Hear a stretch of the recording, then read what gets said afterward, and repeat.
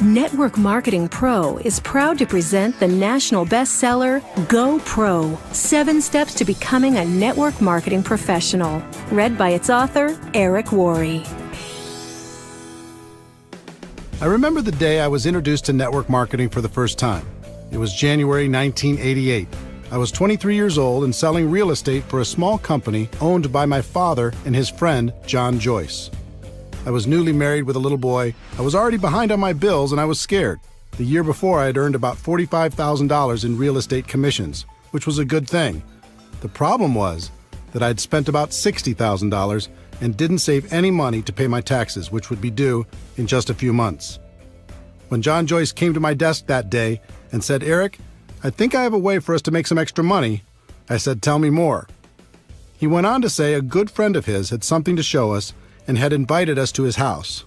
So I got in the car with John and my dad and drove over to check it out.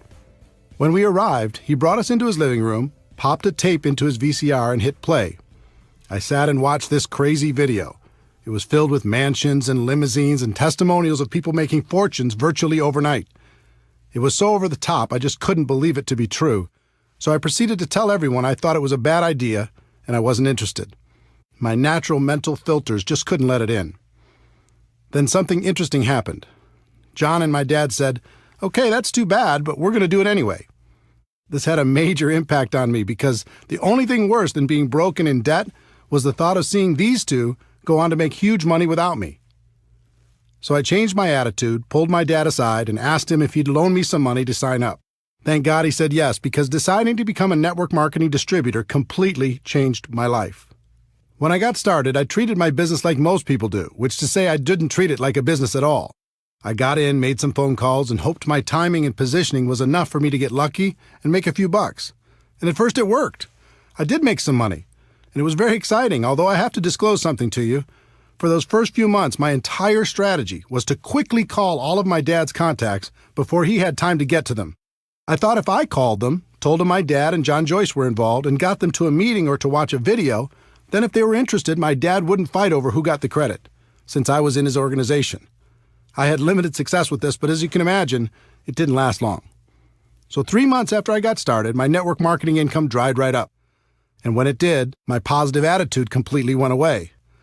I started to blame everything and everyone for my lack of success. My upline wasn't giving me enough help. The company didn't provide adequate training. I didn't know enough people. No one would respect me because I was so young. I blamed the product. I blamed the company. I blamed the economy. I blamed everyone but myself. But I had a big problem. Blaming the world wasn't helping to pay my bills. And I'd walked away from real estate after that first commission check. It was going to take too long to get a real estate commission, and I had no college degree, so getting a decent paying job was out of the question. The only place I could go to create some cash flow was back to network marketing. So I put my head down and went to work. At first, it wasn't easy. In fact, in my first 3 years, I rebuilt my organization 7 times. I'd build it up and it would crash, and I'd build it up again and it would crash over and over and over again. After those first 3 years, I was more than discouraged. I'd almost lost hope. Then something happened that changed my life. Actually, it was a combination of 2 things. It was the night before a company convention, and I was watching a news program on television. They had a guest who was an expert on a topic I can't recall now. What went through my mind was, how does a person become an expert on that topic? The only thing I could think of is they must have decided to become experienced, learn everything they could, read every book, talk to every other person, and learn it so completely that they became an expert. The next day I went to the company convention and watched superstar after superstar walk across the stage. And then it was like being hit by lightning. It finally clicked in my brain that if I truly decided to do it, I could become an expert at network marketing. I could focus on the skills. I could practice until I became an expert, and no one could stop me. Up until that moment, I was always looking for an angle. I was hoping to get lucky. I was hoping to sponsor that one superstar who was going to change everything. And I was scared I would lose my chance if it didn't happen soon. In an instant, everything changed. I realized I didn't have to worry about getting lucky. Timing and positioning were nice, but not necessary for my long-term success. I didn't have to worry about my upline, knowing the right people, or anything else. All I had to do was become an expert. So I decided that day to change my focus and develop the skills to become a network marketing professional. It was a day that changed my life. Since then, my life has been an amazing adventure. Network marketing became a career for me. I have complete time freedom. I've met the most amazing people around the world. I've been able to touch and be touched by the lives of hundreds of thousands of people, travel all over the world, contribute to the causes that are important to me, and most importantly, become a better person in the process. All of this happened for me, and it can happen for you too. In this audiobook, I'm going to give you the fundamental principles that can guide you to becoming a network marketing professional. They've served me well over the past few decades, and I know they'll serve you just as well. Welcome to an exciting adventure.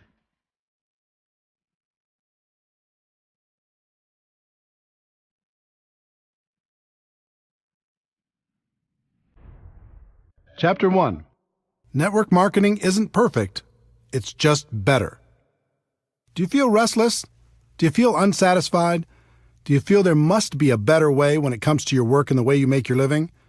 The good news, there is a better way, but it's different than what you were taught in school. Let me explain. As I travel and speak around the world, I like to play an audience participation game. I ask people to help me create the ultimate business and to tell me specific things they'd like to have in that business and the things they'd like to avoid.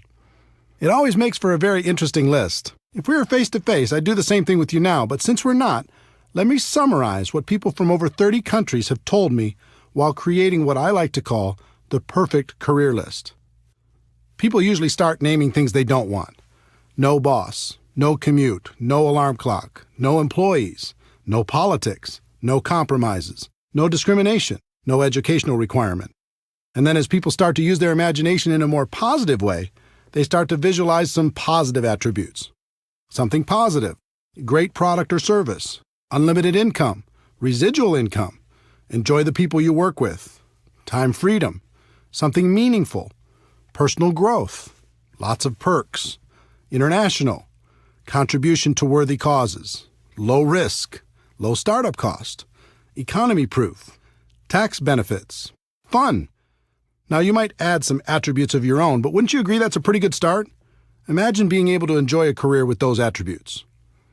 All jobs that I know of fall into one of 5 categories: blue collar, white collar, sales, traditional business ownership, and investing. Blue collar careers. Here's the Wikipedia definition of blue collar. A blue collar worker is a member of the working class who performs manual labor. My definition is somebody who labors to fix something, make something, clean something, build something, or service something or someone. In my life, I've worked many blue-collar jobs, and for anyone who's ever engaged in this line of work, there's a certain satisfaction in a job well done. But here's the big question. Can blue-collar work deliver on the perfect career list? The obvious answer is no. Sure, it can deliver on some of the attributes. It might have a great product and a low startup cost or any number of other individual items on the list. But if you really look at it, blue collar just can't get you where you want to be. Not the perfect career. White collar careers. Here's the Wikipedia definition of white collar. The term white collar worker refers to a person who performs professional, managerial, or administrative work, in contrast with a blue collar worker whose job requires manual labor. Typically, white collar work is performed in an office or cubicle. My definition is a person who's employed by someone else to do work other than manual labor or sales. Many people choose a white-collar career as it's one of the most socially acceptable of the options available. It has long been viewed as the safe and secure option. Recently, that's changed. The implied contract that if you're loyal to the company will be loyal to you is long gone. I've also been a white-collar worker in my career. In my experience, there are 2 types of people who do this type of work: achievers and hiders. Achievers are the people who want to perform at a high level. They are ambitious, motivated, and energetic. They are full of ideas and want to move up the corporate ladder, which are great attributes to have. But there is a downside for the achiever. The moment a person decides to be an achiever, they become a target. Their boss sees them as threatening to their job, so they start to hold them down or take shots at their reputation. Their peers see them as a person who will either embarrass them or keep them from getting a promotion, so they start to do what they can to undermine their accomplishments. So to remain an achiever and survive in this hostile environment, a person must become good at one thing that has nothing to do with their productivity, and that's politics. They must learn how to navigate the political world by diminishing their enemies and strengthening their relationship with powerful people. In fact, some of the most successful people in the corporate world aren't achievers at all. They're just pure politicians. So if you decide to work in the corporate environment and to be an achiever, you must accept the fact that you must become a good politician also. Now let's talk about the hiders. These are the people who hate politics but still need a job. They learn not to be the ambitious achiever. They don't stand out. They don't speak up in meetings. They don't bring new ideas. They hide.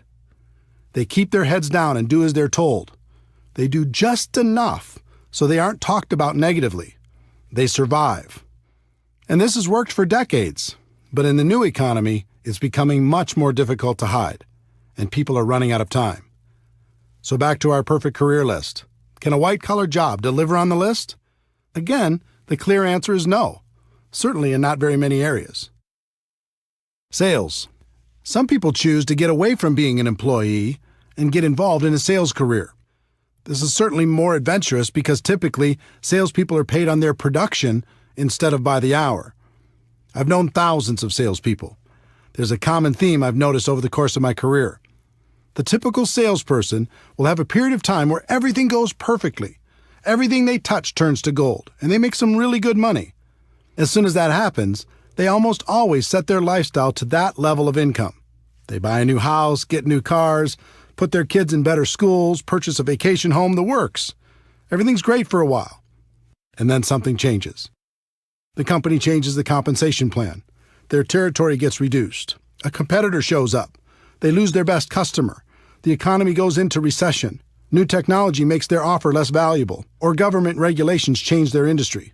These are just a few examples. There are hundreds more reasons why the salesperson's world could, and probably will, get more complicated. When that happens, with the big lifestyle they've developed, now 40 hours a week isn't enough to pay the bills. So they go to 50 hours a week, and then 60, and then 70. And then their life gets very small. Yes, they have the stuff, but they don't have the time to enjoy it.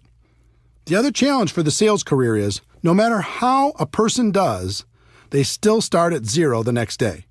It can be tiring to live under that kind of pressure over a long period of time. Can a sales career pay the bills? Sure. But can it deliver on the perfect career we described earlier? Again, the answer is no. Traditional business ownership. Some people opt for the big dream, building their own business where they're the boss and they call the shots. It's an exciting idea, isn't it? Here's the reality for most people. Step 1. They use their life savings, take on new debt, and many times borrow money from friends and family to get started. Step 2. They take on more debt in the form of leases and personal guarantees in just about every direction. Step 3. Now, instead of focusing on what they're good at, let's say they were great at sales and decided to start their own business, they have to be all things to all people. They act as attorney for legal matters, accountant for financial matters, babysitter for employee matters, negotiator for purchasing matters, and collection agency for accounts receivable matters. They even get to take out the garbage. They're doing everything but selling, which is what they were good at in the first place. Step 4. They struggle. Instead of owning the business owns them. They're the first person to work and the last person to leave, and after everyone else gets paid, they might be able to take home enough money to pay their own bills, let alone reduce the debt they incurred to start the business in the first place. Step 5. They succeed or they fail. They either hit a point down the road where the business is successful, or they fail, many times filing for bankruptcy and falling back into a corporate or sales job. And even if they are successful, that usually means a lifetime of long hours and stress. Sounds romantic, doesn't it?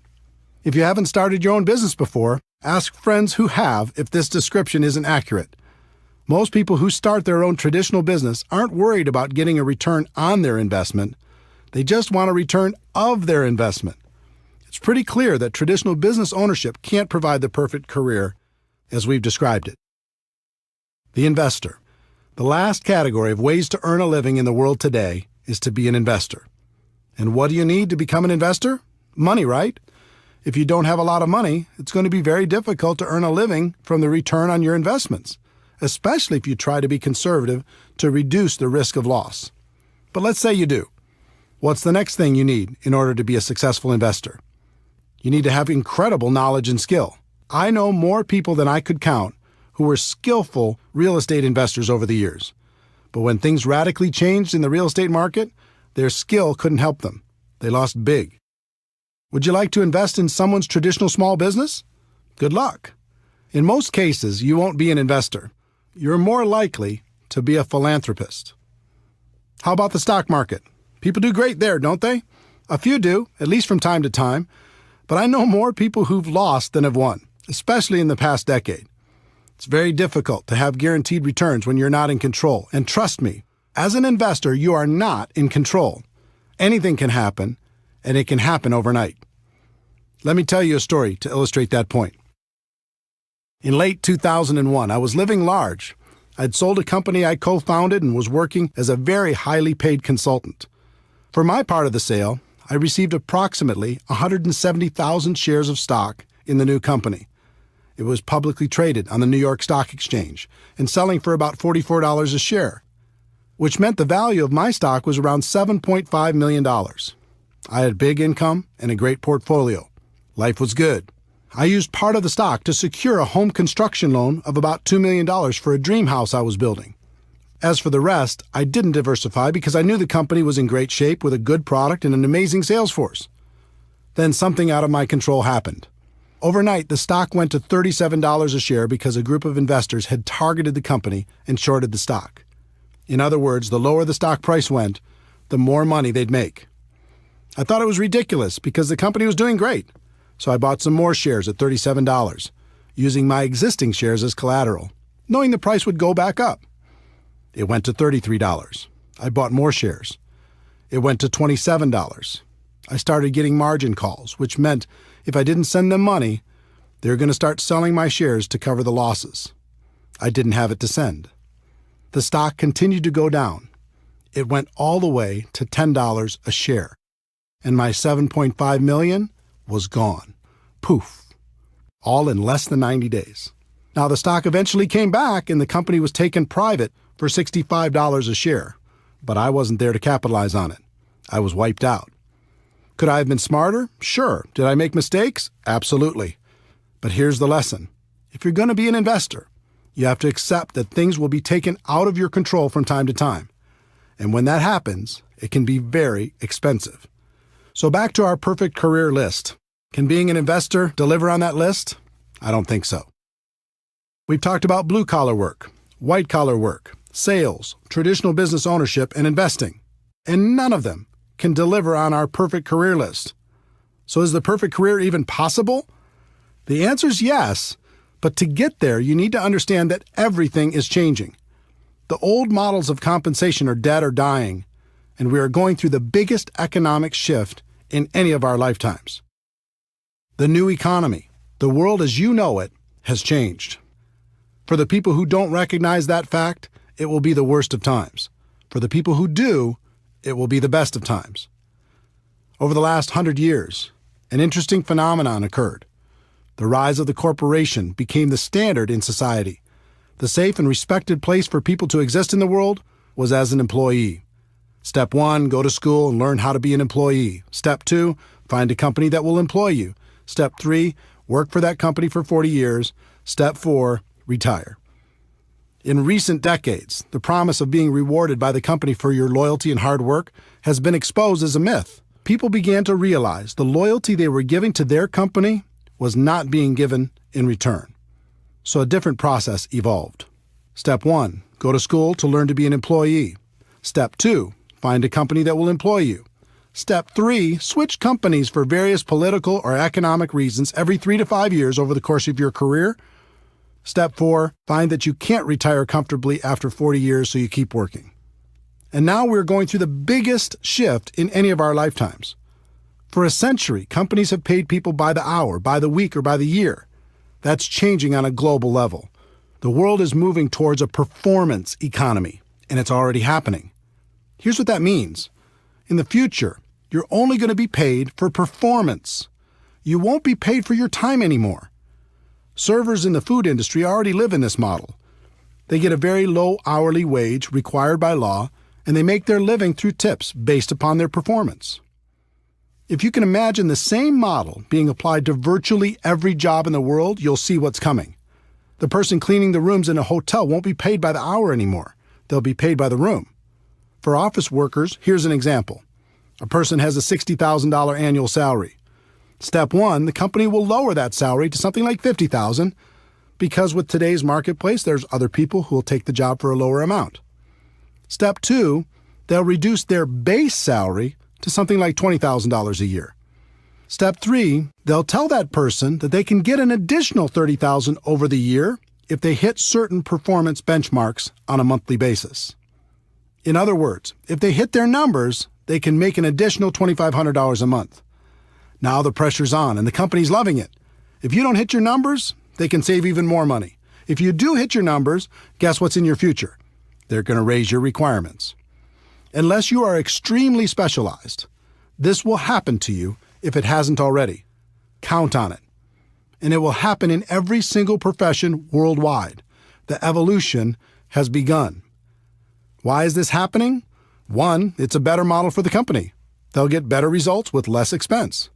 Two, the new economy needs fewer people, so the company has more people competing for fewer and fewer jobs.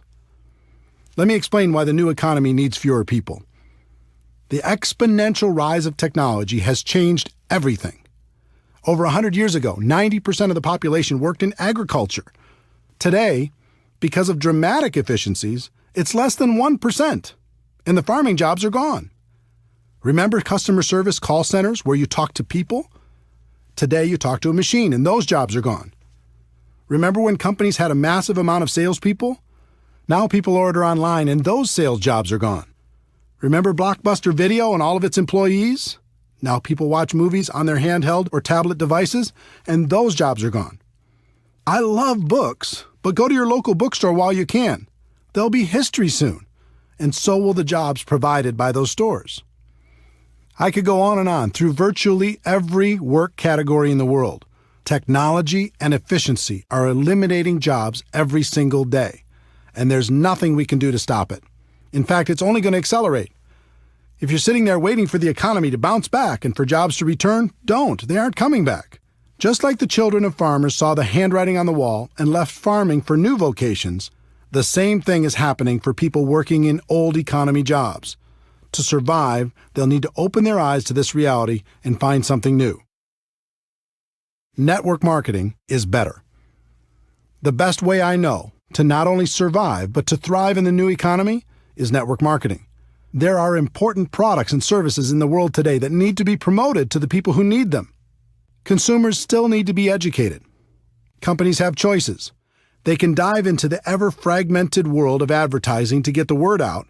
They can hire a large and expensive sales force to sell their products or services, or they can utilize network marketing to tell their story to the world. More and more, companies will choose to use network marketing because it fits the new economy. They can provide all the corporate support and paid distributors on a purely performance basis to promote their products. It's extremely efficient because in the new economy, word-of-mouth advertising continues to work better than any other form of promotion. The company can just take the money they would have spent on advertising and promotion and pay it to their distributors to spread the word. What that means for you as an entrepreneur is that you can receive all the benefits of traditional business ownership without the typical risks. And there will be no cap on your income because network marketing companies want you to make as much as possible. If you're going to be paid for performance anyway, why live with the cap? The catch to network marketing.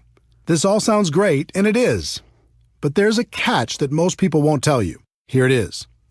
You must accept a temporary loss of social esteem from ignorant people. That means for a while, people still living in and trying to function in the old system will think less of you. They won't understand. They'll think you're crazy for being involved in network marketing. And actually, the word accept isn't completely accurate. You need to do more than that. You need to embrace the temporary loss of social esteem from ignorant people. You are seeing the future before it becomes apparent to everyone else. You are the smart one. You are the person taking action to live a better life. There's a reason why people will think less of you, and it's not just because they're stuck in the old system. Let me see if I can help you better understand this, because if you decide to make network marketing your profession, it's important to know. Most people have either joined a network marketing company or know someone who has. This is what goes through the mind of virtually every person who decides to get involved. I can think of 5 or 6 people who might do this too. My sister'd be great. My friend loves this kind of thing. I know this other person who'd be amazing. Okay, I'll join. In other words, they aren't joining a profession. They're just hoping to get lucky, sign up a few people to cover their own startup costs, and sit back and wait for the money to roll in. The allure of being paid for someone else's efforts is powerful, but often badly misunderstood. They haven't started a real business. They just purchased a glorified lottery ticket. Imagine a lottery ticket with 6 scratch-off spots. Those spots represent each of the people the new person thinks will certainly join. They approach those people and try to get them to join. And because of their lack of skill, most of them end up with nothing, just like the lottery ticket. This becomes just another lost opportunity. And since they've acted in unskilled ignorance, they may have damaged some friendships as well. So they rip up the ticket. And instead of taking responsibility for not really starting their business, they blame network marketing and make sure to tell the world, look, I've been there. I've done it. I talk to every person I know. And network marketing just doesn't work. Save your money. That's what you're dealing with if you choose this as a profession. The opinions of ignorant people who think they've done it right and it doesn't work. If that's going to be too hard to handle, then network marketing isn't for you. But if you can embrace it, the world is yours. The people who embrace this get paid big money. Companies will pay unlimited amounts to people who can help blind people see, who can educate the ignorant, and who can build a community of like-minded people. Some people like to say perception is reality. I hate that saying. All great leaders in the world have ignored it for centuries. What if Nelson Mandela had said perception is reality? What if Martin Luther King Jr. had said perception is reality? What if Steve Jobs had said perception is reality? The great leaders of the world said, reality is reality, and I'm going to do everything possible to help people understand that fact. The truth is, network marketing isn't perfect. It's just better. And that's reality.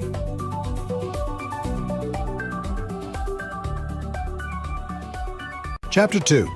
If you're going to be involved in network marketing, decide to be a professional. Decide to go pro. There are 3 categories of people in network marketing. I've seen all of them, and I've been all of them. They are the posers, the amateurs, and the professionals. Posers. Posers treat this profession as a lottery ticket. They're hoping to hit it big with as little effort as possible. When I first started out, I was a poser, hoping to ride on my dad and his partner's coattails. Luckily for me, I got some results, and that kept me going, at least in the short term. But I think you can agree with me that remaining in the poser category is a bad idea. Within about 90 days, I moved out of that category and became an amateur. Amateurs. Amateurs focus on different things. One of the things I continued to focus on as an amateur was luck. I was really hoping to get lucky and sign that monster distributor who was going to make me rich. We've all heard the stories of some person who had their lives completely changed by one sign-up. In reality, even if some of those stories are true, it really doesn't serve our profession very well because it makes people spend their time hoping for that big hit. The second thing I focused on as an amateur was timing. I was always worried about timing. Did I get in early enough? Could I be the youngest top person in my company? How many other leaders were already in my local market? Were there too many to compete against? Were there enough to get true momentum? How was the company? Was it too big? Did I miss the growth curve? Was it too small? I was obsessed with the idea of timing. The third thing I focused on as an amateur was positioning. Was I in the right organization? Did other people have a better position than me? Maybe I didn't have the right upline. Would I do better somewhere else? And the fourth thing I focused on as an amateur was shortcuts. I was always looking for an angle. Any gimmick that came down the road, I was up for it. Newspaper advertising? Okay. Help wanted signs by the side of the road? Let's do it.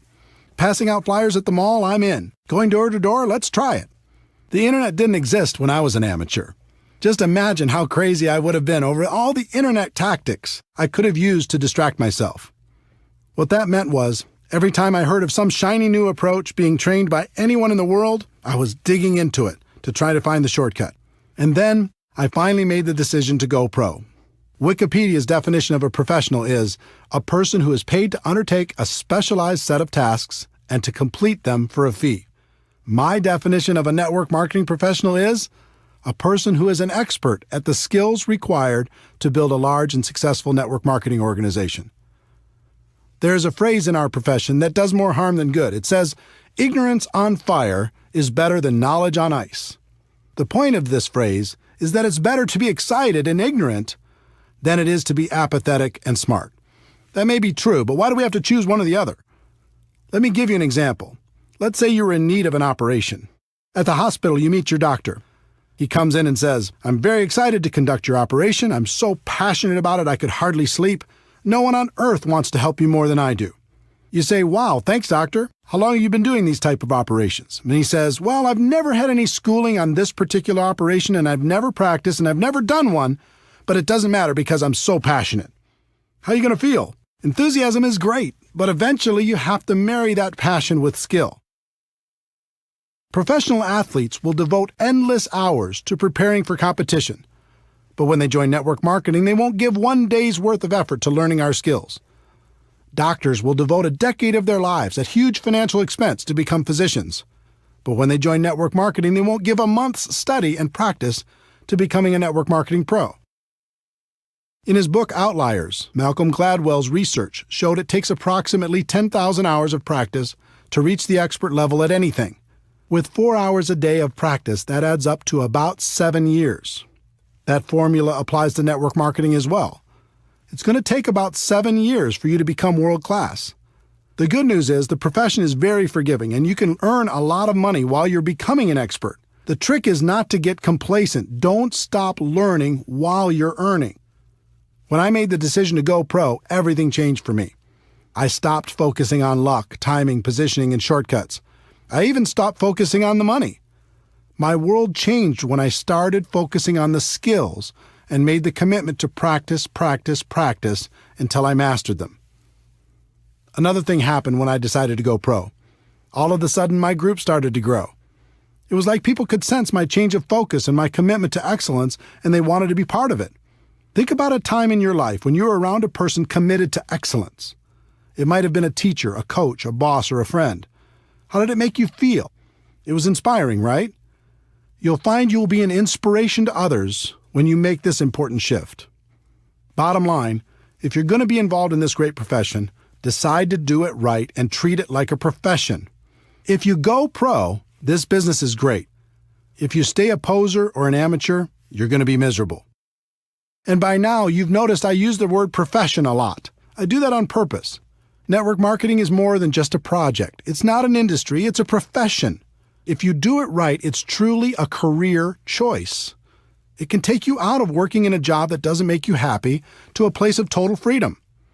That's why I call my website networkmarketingpro.com. Here's what I tell people every day. Ladies and gentlemen, my wish for you is that you decide to become a network marketing professional, that you decide to go pro. Because it is a stone-cold fact that we have a better way. Now let's go tell the world.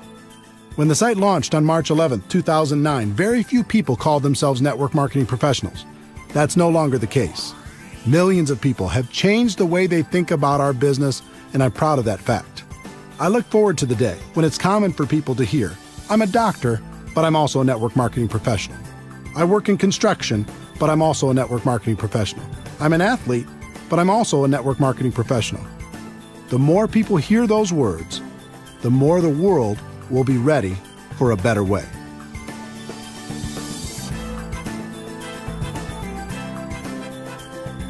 Chapter 3. Like any profession, you'll need to learn some skills. I hope by now I've been successful at convincing you that network marketing is a better way.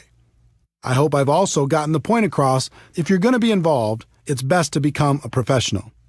The next step is recognizing that you'll need to learn some skills. But before we get to those skills, let me give you some good news. Unlike most professions, you're not going to need a lot of money for your education. You won't have to take out student loans, and you can actually earn while you're learning. In addition, this profession isn't biased. In fact, it's the most equal opportunity in the world. Your background, experience, contacts, age, race, or gender aren't going to be factors in your ability to learn the skills to go pro. And finally, this isn't complicated. The skills necessary to grow a large and successful business are extremely learnable, and you're going to have a surprising number of people financially motivated to help you learn them. There are 3 primary elements to your network marketing business. First, you have the company's products. If some people are successful in marketing those products and you're not, it isn't the product's fault. In other words, everyone in your company has the same products to offer to the public. Second, you have the company's compensation plan. If some people are making a lot of money and you're not, it isn't the compensation plan's fault. There isn't one plan for men and one for women. There isn't one plan for different age groups or educational backgrounds or for the color of your skin. The compensation plan is the same for everyone. The third element is the most important, and that element is you. You are really the only variable. Everyone has the same product and the same compensation plan, but you're going to be the difference between success and failure. That means right here and right now, you need to take responsibility for your network marketing business. Decide today never to blame anyone or anything else for your lack of results.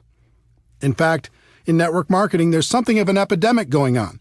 People just love to blame their upline, the people above them in the structure, for all of their problems. If my upline did this for me or did that for me, everything would be better. If you're committed to building a large and successful organization, I'd encourage you to do something important. I'd like you to say goodbye to your upline. Call them up and say something like, "I want to thank you for this opportunity. I appreciate it. Getting into business for myself was important, and I appreciate you introducing me to a company that you believe in and that I now believe in as well. But from now on, when it comes to building my business, I'm going to use you as a resource, but never as an excuse. I may call on you from time to time. If you're available, that's great. If you're not, that's okay too. I'm going to build my business, and I understand one thing. It begins and ends with me." Everything changes when you take full responsibility for your network marketing career. Would it surprise you to know that there are only 7 fundamental skills necessary to build a huge business in network marketing? 7, not 70. Each one's fairly basic, but it always amazes me how little effort people put into learning them. If a college course were offered on network marketing, it would be one of the easiest classes to take. It's not rocket science, but you'll be happy to know it's one of the highest paid skill sets in the world. Let's explore each of them together.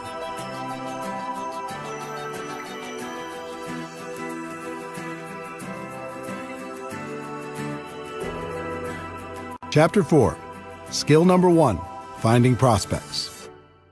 When people look at network marketing, one of their big questions is, do I know anybody? They believe if they know a lot of people, they can have lots of success, and if they don't know a lot of people, they don't have a chance. It sounds logical, but it's just not true. As I mentioned in Chapter 2, there are 3 kinds of people in network marketing: posers, amateurs, and professionals.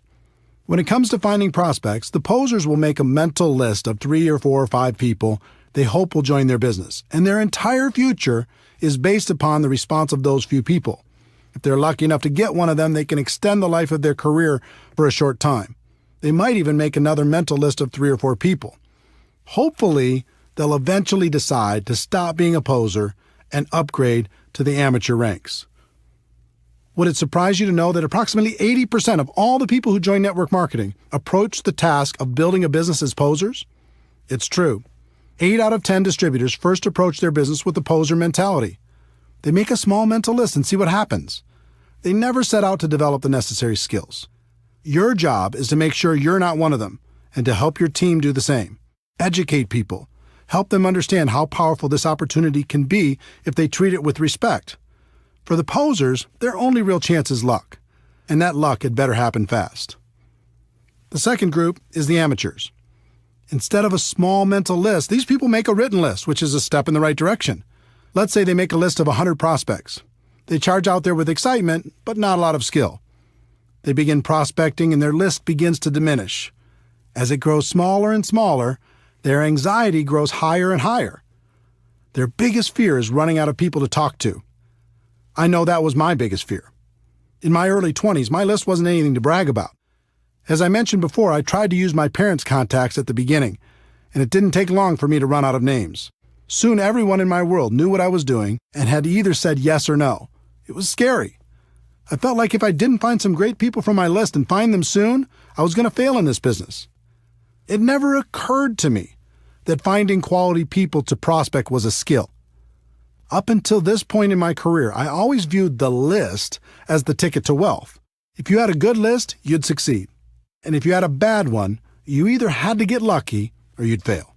When I came to my defining moment and committed to become a professional, I began to study the people who'd built large and successful organizations. I found that the professionals approached finding people to talk to as one of their core skills. It was part of their job to find new people. They weren't interested in luck. They weren't worried about running out of people. They developed the skill to make sure that never happened. The professionals started with a written list, but then they made the focused commitment to never stop adding to the list. They created something called an active candidate list. And I'm going to show you how to do the same thing. One of the people who taught me how to do this well was Harvey Mackay, author of the huge best-selling book, How to Swim with the Sharks Without Being Eaten Alive. Harvey is a good friend, and he's also one of the best networkers in the world. I once asked him how he built such a large and influential list of friends. He told me at the age of 18, his father sat him down and said, "Harvey, starting today and for the rest of your life, I want you to take every person you meet, get their contact information, and find a creative way to stay in touch." He's done that for over 60 years. And today his list of friends totals more than 12,000 people. And these just aren't social media friends. They're real friends. And I consider myself fortunate to be one of them. If you want to master this skill, follow these 4 simple steps. Step 1. Make your list as comprehensive as possible. Include every person you can think of. Every person. It doesn't matter if you think they are a prospect or not. Your database will be one of your most important assets. Everyone goes on the list.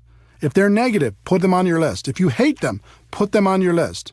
If they're your best friend, put them on your list. If they said, "I'll never be involved in network marketing," put them on your list.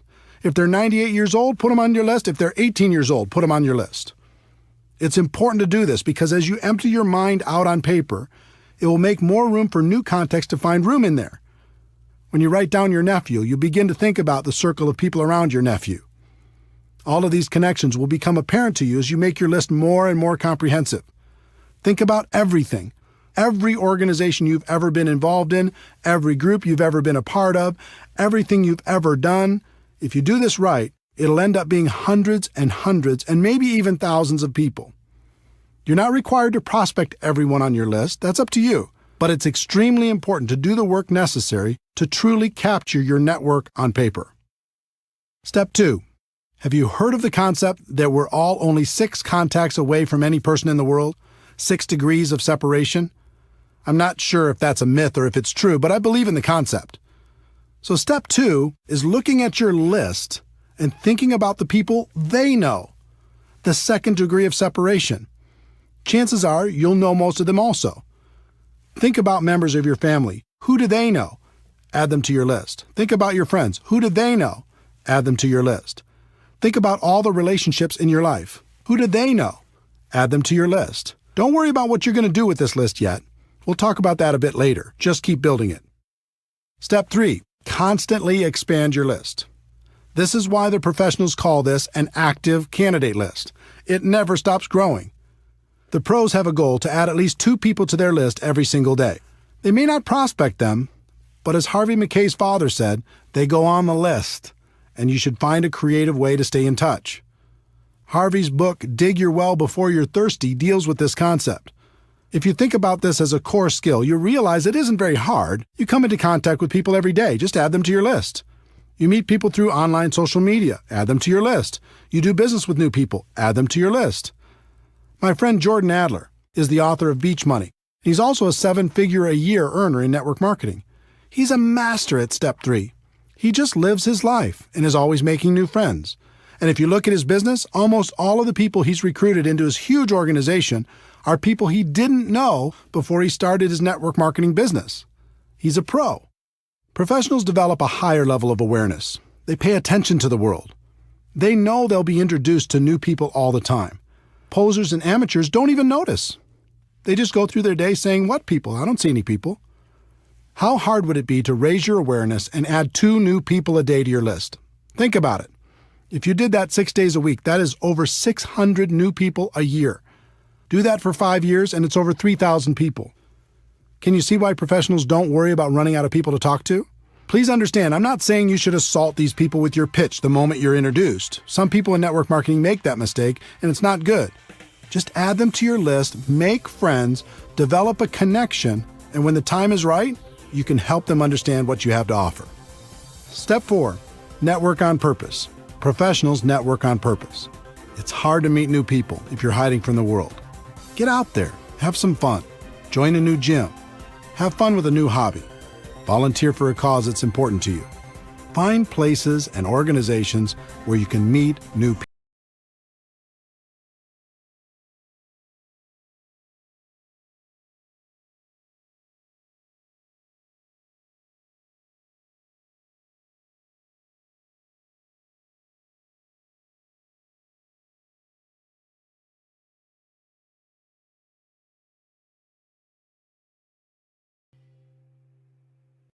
Chapter 5. Skill number 2. Inviting prospects to understand your product or opportunity. Once you've identified your prospects, the next skill is learning how to properly invite them to find out more about your product or opportunity. This is by far the most critical skill to develop. I call it the gateway skill for network marketing. If you aren't successful in getting anybody to take a look, then we can guess what your future will look like in MLM. Most people think you must start off with a great reputation and have a lot of influence with others for them to take a look at your opportunity. It's just not true. When I first started in 1988, I had no reputation and no influence. I barely escaped high school, attended 1 semester of community college before dropping out, and had a total of 18 jobs, all before the age of 23. Do you think I had a lot of respect in the community? I had 0. And since I was a $5 to $10 an hour person, all of my friends were the same, so they weren't much help. Most of them were still living with their parents. But I was desperate, and I was scrappy. In the beginning, I made up in numbers what I lacked in skill. I called everyone I knew, and I gave them my pitch. A few of them joined. Most didn't. I placed ads in the local newspaper. I gave all of the people who responded my pitch. From all of that activity, a few joined. Most didn't. I tried everything. I was like a hunter with the goal of bagging an elephant. I went around with my gun/opportunity in my hand and shot at everything that moved. I didn't really care about relationships. All I cared about was getting the new recruit. My attitude was some will, some won't, so what, next. But because I was a hunter, everyone around me felt hunted, and they started to avoid me, and it wasn't fun. Even worse, the people I did get to join my business tried to do the same thing I was doing, failed, and then quit. After 3 or 4 years of frustration, I came to my defining moment and started studying successful people in MLM to see what they did. What I found surprised me. They weren't hunters. They were more like farmers. They built relationships. They built friendships. They learned how to build trust with the people they met, and were able to skillfully transfer the belief they had about their products and opportunity. Their goal wasn't to immediately recruit their prospects. Their initial objective was to educate their prospects on what they had to offer, and then let those prospects decide if it was something they wanted to do. This was a huge switch in strategy for me, and I began to look at things differently. I put myself in the prospect's shoes and thought about what would be attractive to me and alternatively, what would cause me to put up my defenses. I realized why the pros had such great results. Instead of acting like sharks, they were more like coaches or consultants. They built relationships and then offered common-sense solutions to people's problems. Who wouldn't like that? The other thing I noticed with the professionals is they didn't pitch their product or opportunity. Instead, when the timing was appropriate, they just invited people to do one of 2 things, based upon the individual prospect situation. The first thing they did was invite people to attend some sort of event, such as a 1-on-1 or 2-on-1 meeting with another member of their team, or a 3-way phone call conversation, a small group presentation in their home, an online webinar, a local hotel meeting, or some larger company event or convention. Professionals understand that personal interaction is a critical component when it comes to building trust and transferring belief, so they try to connect people as much as possible. The second thing they did was invite people to review some sort of tool. I'm a big believer in using tools to help educate a prospect. Tools take many forms. There are CDs, DVDs, magazines, brochures, websites, and online presentations. With some companies, you can even let people sample the product and treat that as a tool. There's no question that technology continues to evolve, offering more and more convenient ways to help educate prospects. But I have to interject a personal opinion based upon experience. While technology allows us to get people quality information quickly, there's nothing like a physical tool. In a world of bits and bytes and in a network marketing world where it's important to build trust, a physical tool makes it real. Of the two methods used to help educate the prospect, events are the most effective. There are lots of reasons. There's a physical interaction from meeting with people, and that helps build trust. There's the important element of social proof. It's valuable for the prospect to see that there's other people actively involved and find out what those people are like. There's education on the product and the financial opportunity. They get to see firsthand the kind of support that's involved, and they realize they won't have to do everything by themselves. In most cases, there's an excitement and urgency at these events, and they get to hear stories of how things are going for other people.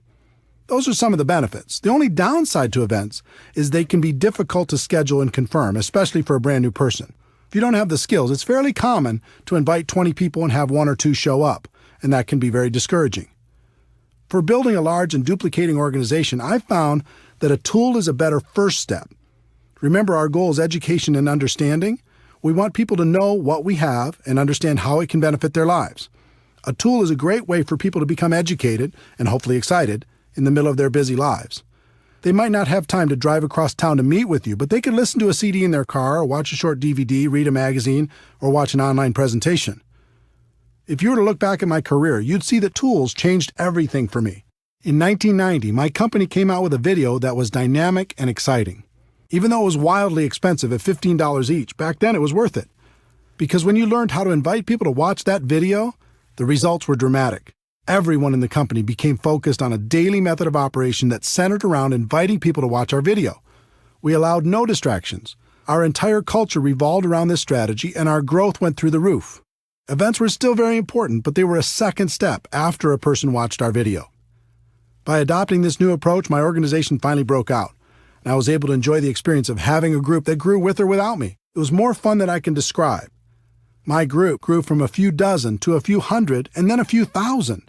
All I did was learn how to successfully invite people to watch a video, follow it up with an invitation to an event, and teach everyone else to do the same thing. The second career breakthrough took the form of an audio cassette. Yes, I said cassette. This was 1992, and that's all we had. The company was launching something new and exciting, and this time I personally recorded an audio that explained the opportunity in detail. We sold it for 50 cents a piece, which covered our costs, and in less than 1 year, that little audio cassette sold over 1 million copies. We taught people how to invite prospects to take that cassette, put it in their car, and listen to it right away. The results were amazing. We trained people to get 100 cassettes at first, get them out to everyone they knew, and then had them focus on getting out 2 a day after that. Using that simple system, my income grew to almost $1 million a year. Different companies use different tools and event strategies to grow their business. Some use home parties, some use online presentations, some use one-on-ones with magazines and flip charts. Find what's working best in your particular company, develop your daily method of operation, and then train your people how to effectively do the same and invite their prospects to plug in. As a professional, you're going to be inviting your prospects to review a tool or attend an event. Here's what you're not going to be doing. You're not going to be pitching people and trying to dazzle the world with your wisdom. That approach will feed your ego but steal from your bank account. Let me give you my formula for financial independence in network marketing. Your ability to get a large group of people to consistently do a few simple things over an extended period of time. It was this formula that helped me break out of network marketing mediocrity, and it will help you do the same. For years, I focused and depended on my ability to persuade other people to join me. Then I graduated to finding a few key leaders I could train to do what I was doing. And finally, I learned the formula I just gave you and began to focus on getting a large group of people to consistently do just a few simple things and to keep doing them. When that happened, everything changed for the better. Those are the fundamentals. Let's take a moment to talk about the emotions of inviting. There are 4 basic rules. Rule number 1. You must emotionally detach yourself from the outcome. This is extremely important. Remember, our initial goal is education and understanding. It's not getting a new customer or signing a new distributor. In other words, if you disconnect your emotions from that outcome and just focus on education and understanding, everything gets very simple. This sounds easy, but it's difficult to do. All of us come into this business with the hope of recruiting some great people. It's hard to disconnect from those expectations. But you need to remember, we're not hunters. We're not sharks. Our job is to educate people and help them understand what we have to offer. We act as consultants, offering suggestions on how people can live a better life.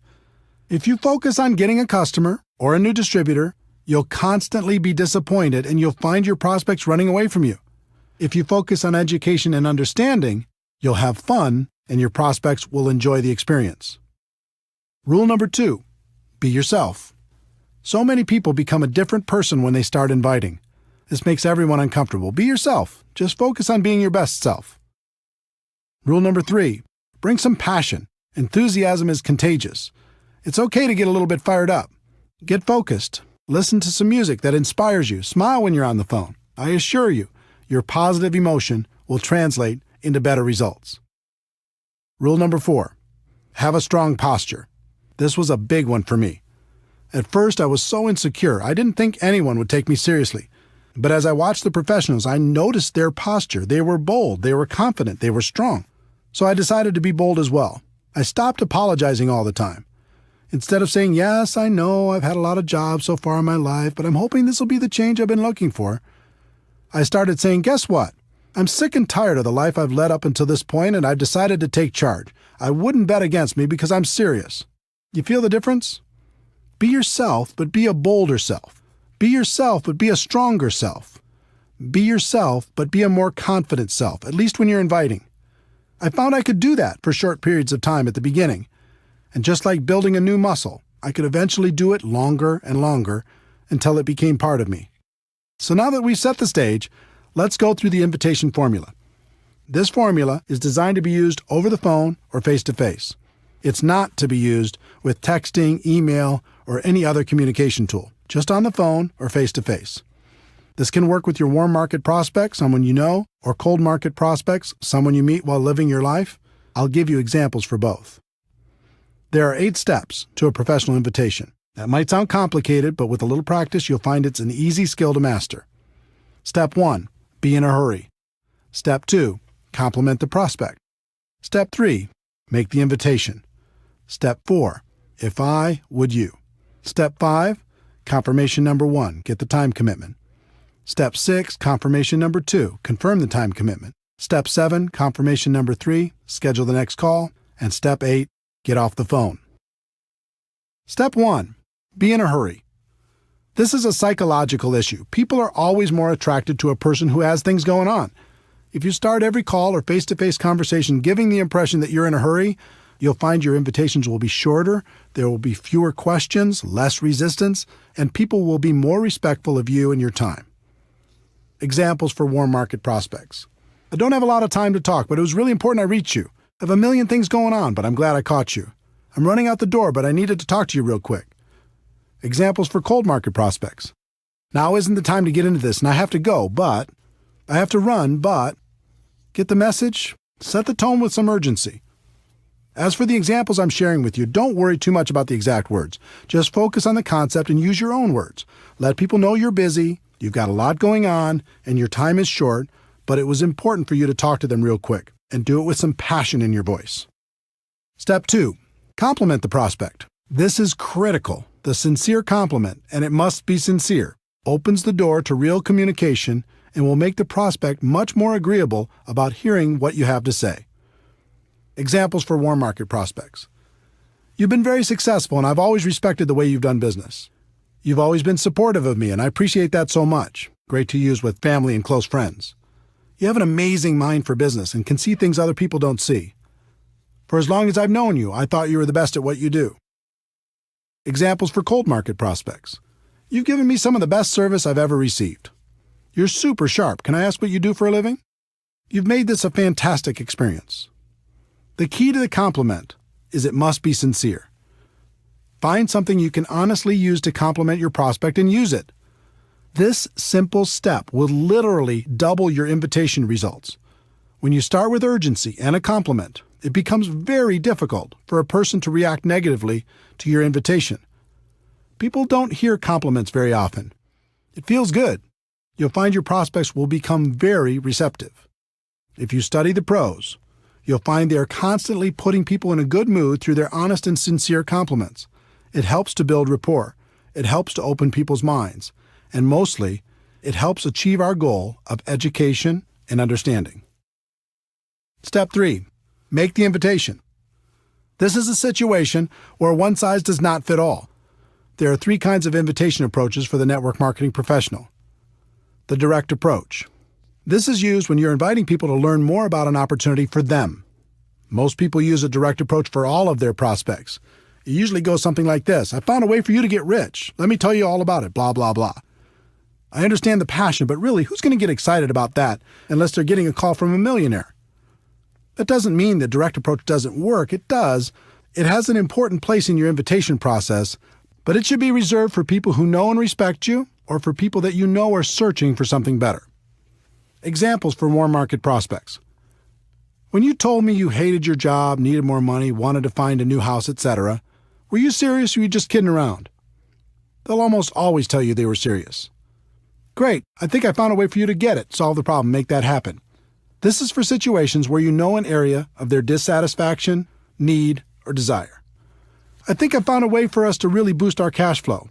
When I thought of people who can make an absolute fortune with a business I found, I thought of you. Are you still looking for a job or a different job? I found a way for both of us to start a great business without all the risks. Let me ask you a question off the record. If there was a business you could start working part-time from your home that could replace your full-time income, would that interest you? Examples for cold market prospects. Have you ever thought of diversifying your income? Do you keep your career options open? Do you plan on doing what you're doing right now for the rest of your career? You can follow these cold market scripts or any variations with the following. I have something that might interest you. Now's not the time to get into it, but. The indirect approach. This is another powerful tool to help people get past their initial resistance and educate them on what you have to offer. The indirect approach is about asking the prospect for help, input, or guidance.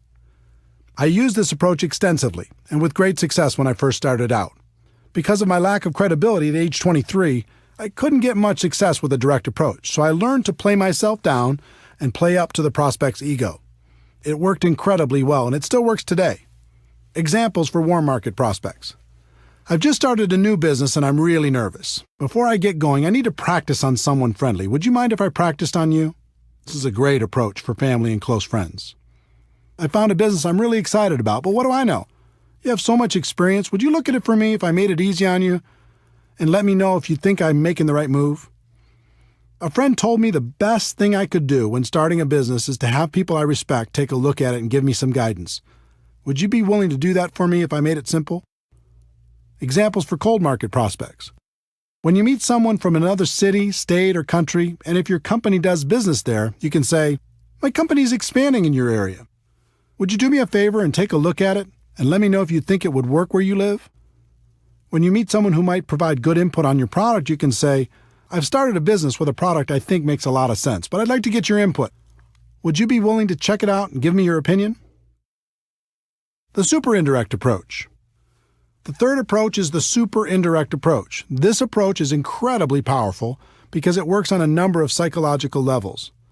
In this approach, you tell prospects they aren't a prospect, and you're just interested in finding out if they know someone else who might benefit from your business. It's very effective. Examples for warm market prospects. The business I'm in clearly isn't for you, but I wanted to ask, who do you know that's ambitious, money-motivated, and would be excited about the idea of adding more cash flow to their lives? Who do you know that might be looking for a strong business they could run from their home? Who do you know that's hit a wall with their business and might be looking for a way to diversify their income? I'm working with a company that's expanding in this area, and I'm looking for some sharp people that might be interested in some additional cash flow. Do you know anyone who might fit that description? In most cases, they're going to ask you for more information before they give you any names. Behind that request will be curiosity and intrigue, thinking this might be for them, but they're not going to admit that to you yet. When they ask for more information, you can respond with, "That makes sense." You'll want to know more about it before you refer some of your contacts. Then you could just move to step 4. Examples for cold market prospects. Cold market is exactly the same as warm market for the super indirect approach. Just use the warm market scripts or any variation that's comfortable for you. Step 4. If I would you. This question has been my secret weapon for a very long time. It is by far the most powerful phrase I've come across in building a large and successful network marketing business. If I gave you a DVD, would you watch it? If I gave you a CD, would you listen to it? If I gave you a magazine or some other printed material, would you read it? If I gave you a link to a website with a complete presentation, would you check it out? If I invited you to a special invitation-only webinar, would you attend? If I invited you to a special invitation-only conference call, would you listen in? This question is so powerful, and for a number of reasons. First, it's reciprocal. You're saying you'll do something if they'll do something. As human beings, we're hardwired to respond positively to these types of situations. Second, it puts you in a place of power. You're in control. You're not begging. You're not asking for favors. You're simply offering a value exchange. And third, it implies that you have something of value to offer. You're saying that you will do something, but not unless the other person will do something in exchange. When you value what you have, people will respect you. When I first started, I didn't know about this magical question. I just said things like, I really, really, really want you to watch my video, try my product, listen to the CD, etc. You can imagine the results. The whole psychology of it is weak. If you use if I would you, you're having a business conversation. If you use I really, really, really want you, now you sound desperate, and a desperate distributor is not attractive. If you've used this approach, you already know what I'm talking about. If I would you gets results. It gets people to say yes. It helps prospects see what we have in a different light. Remember, our goal is education and understanding. If I would you helps us achieve that goal. If you started the call with urgency, complimented the prospect, made the invitation, and asked if I would you, their answer will be yes almost 100% of the time, and you can just go to step 5. If they ask for more information first, just respond with, I understand you want more information, but everything you're looking for is on the CD, DVD, printed piece, link, etc. The fastest way for you to really understand what I'm talking about will be for you to review that material. So if I gave it to you, would you review it? If they say no, then thank them for their time and move on. Also, review steps 1 through 3 to see where you might have done better, but do not give your material to them. So you've gone through the first 4 steps and the person said yes. Success! They've agreed to review your tool. Does that mean they'll follow through? Nope. In fact, only about 5% of your prospects will do what they said they would do if you just use the first 4 steps, and 5% is not a good number. To get closer to 80%, you need to complete the invitation process professionally. Step 5. Confirmation number 1. Get the time commitment. You've asked if I would you, and they've said yes. The next step is to get a time commitment. When do you think you could watch the DVD for sure? When do you think you could listen to the CD for sure? When do you think you could read the magazine for sure? When do you think you could watch the link for sure? Don't suggest a time for them. That's another mistake I made early on in my career. Just ask the question and wait for them to respond. This question makes them think about their schedule and their commitments, find a place to review your tool, and communicate that back to you. In other words, it makes it real. When you first asked if I would you and they said yes, it was someday. When you get the time commitment, it starts to be real. The only thing that matters is that they give you a time. It doesn't matter what that time is. Let them think about their schedule and tell you when they will have reviewed the materials for sure. About 90% of the time, they'll give you an answer. The other 10% of the time, they'll be vague, saying something like, I'll try to do it sometime. If they do that, then tell them, I don't want to waste your time or mine. Why don't we just lock in a time when you'll have seen it for sure? Remember, they've already said they'll review it in step 4. This is just confirming the time. The key to all of this is that they've now said yes twice.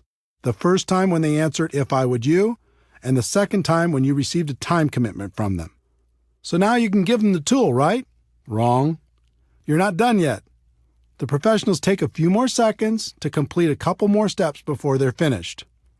Step 6, confirmation number 2, confirm the time commitment. If they tell you they'll watch the DVD by Tuesday night, your response should be something like, so, if I call you Wednesday morning, you'll have seen it for sure, right? If they say they'll listen to the CD by Thursday morning, your response should be, so if I called you sometime later in the day on Thursday, you'll have listened to it for sure, right? If they say they'll watch the link by July 1st, Your response should be, "So if I call you on July 2nd, you'll have looked at it for sure, right?" They will either naturally say yes or they will adjust the time slightly. In any case, the significance of step 6 is now they've confirmed 3 times and they are much more likely to follow through. And the key is, this isn't an appointment you've set. It's an appointment they've set.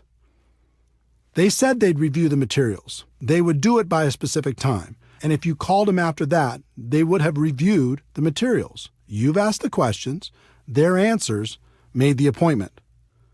Step 7, confirmation number 3, schedule the next call. This step is simple. Just ask, what's the best number and time for me to call?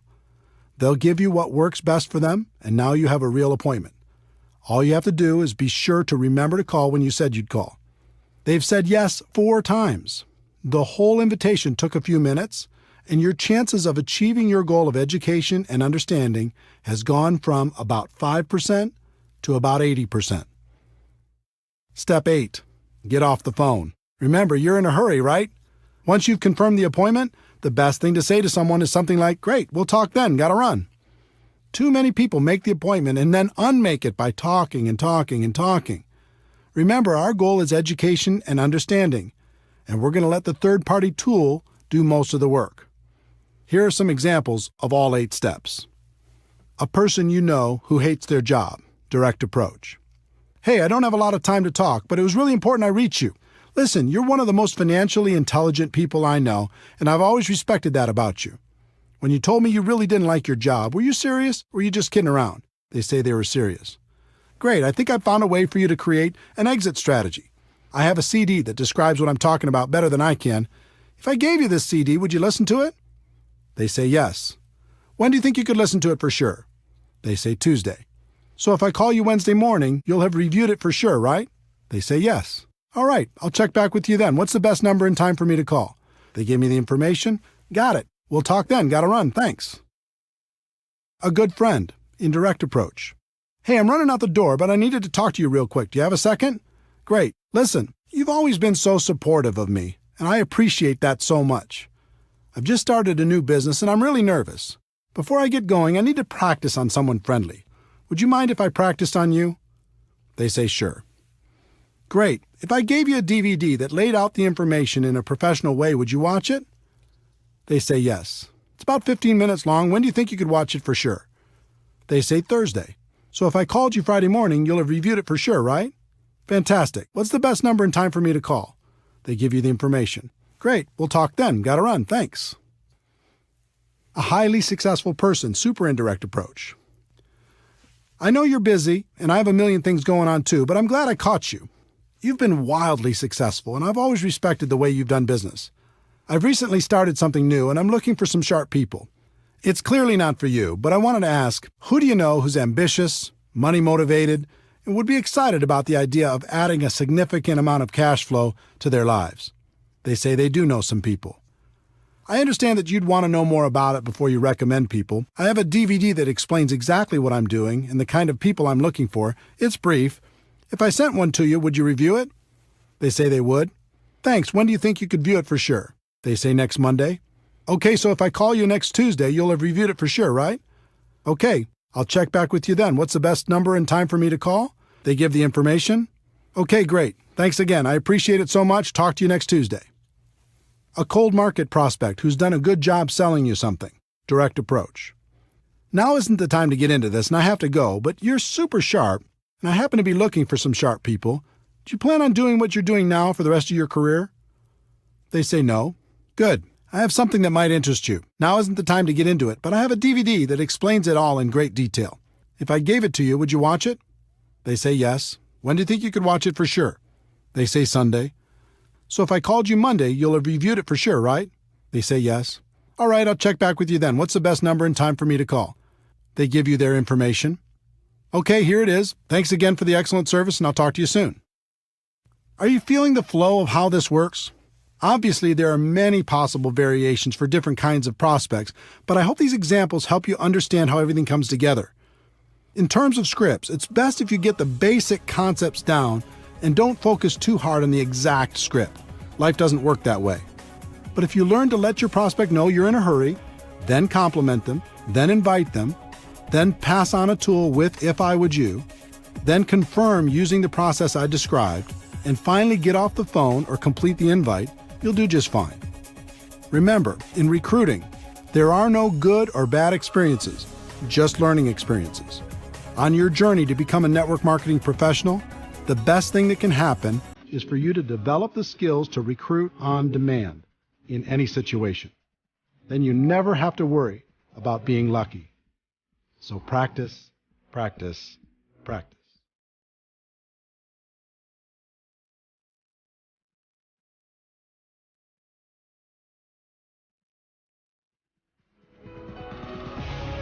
Chapter 6, Skill Number 3, Presenting Your Product or Opportunity to Your Prospects. We've talked about the first two skills of identifying prospects and inviting them to learn more about your product or opportunity. As you've learned, you'll be inviting them to review a tool or attend some sort of event. If they are reviewing a tool by themselves and you're not around, there's nothing for you to do. Just follow up when you said you would. If you're physically with them, there are some things you need to understand, and one of the biggest is you are not the issue. This was a tough one for me to accept. When I first got started, I read everything I could, listened to everything I could, and attended all the training sessions I could. I thought the most important thing I could do was become an expert on all the facts associated with my company. So if anyone asked me any questions, I'd be right there with the answers. Sounds logical, right? I would sit down with someone and say, "Let me tell you all about our products. Let me tell you all about our company. Let me tell you all about our compensation plan. Let me tell you all about our incredible support system." There are big problems with that approach if you want to build a large and successful organization. For me, the first problem was, no matter how much I learned, there would still be questions that stumped me. And since I was presenting myself as the expert, if I got stumped, that might make the prospect question the whole opportunity. The second problem was, most of my prospects knew I wasn't an expert.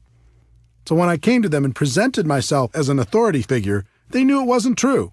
It actually made them more skeptical.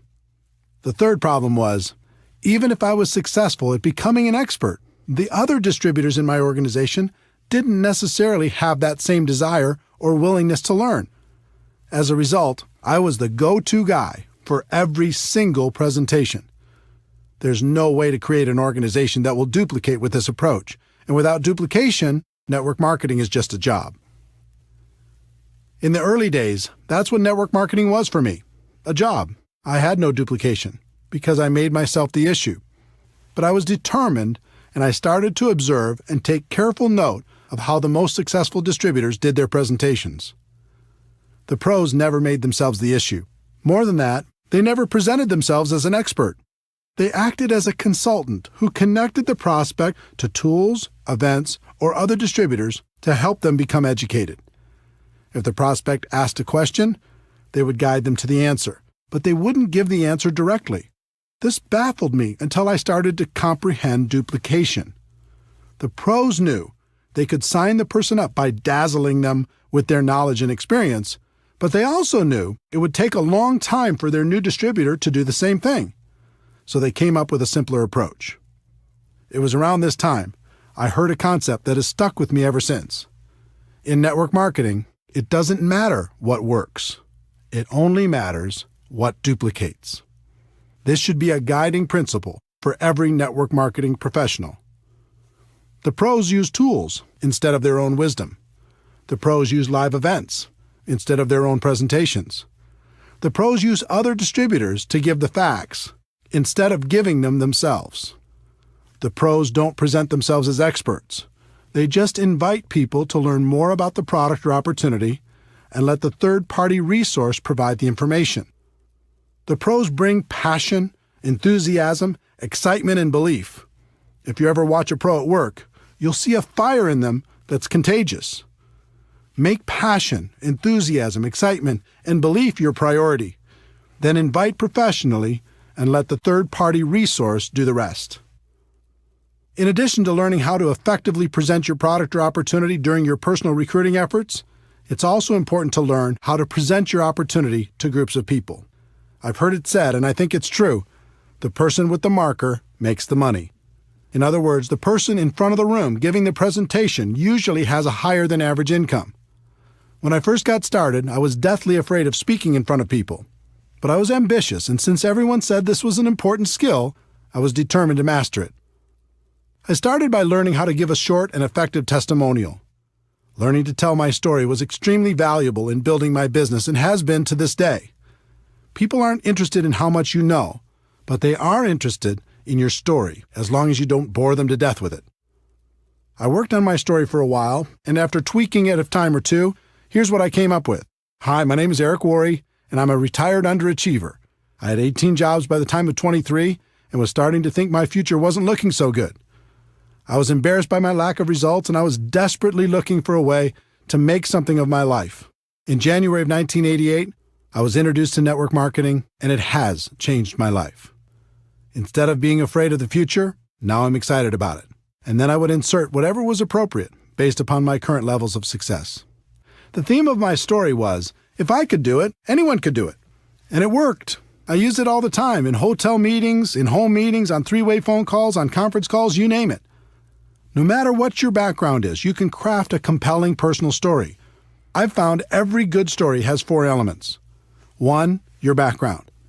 2, the things you didn't like about your background. 3, how network marketing or your company came to the rescue. And 4, your results or how you feel about your future. Take some time to create your story and start telling it every chance you get. Next, I decided to master my company's opportunity presentation. Again, the concept of modeling successful people came into play. The top earner in my company was extremely powerful and effective.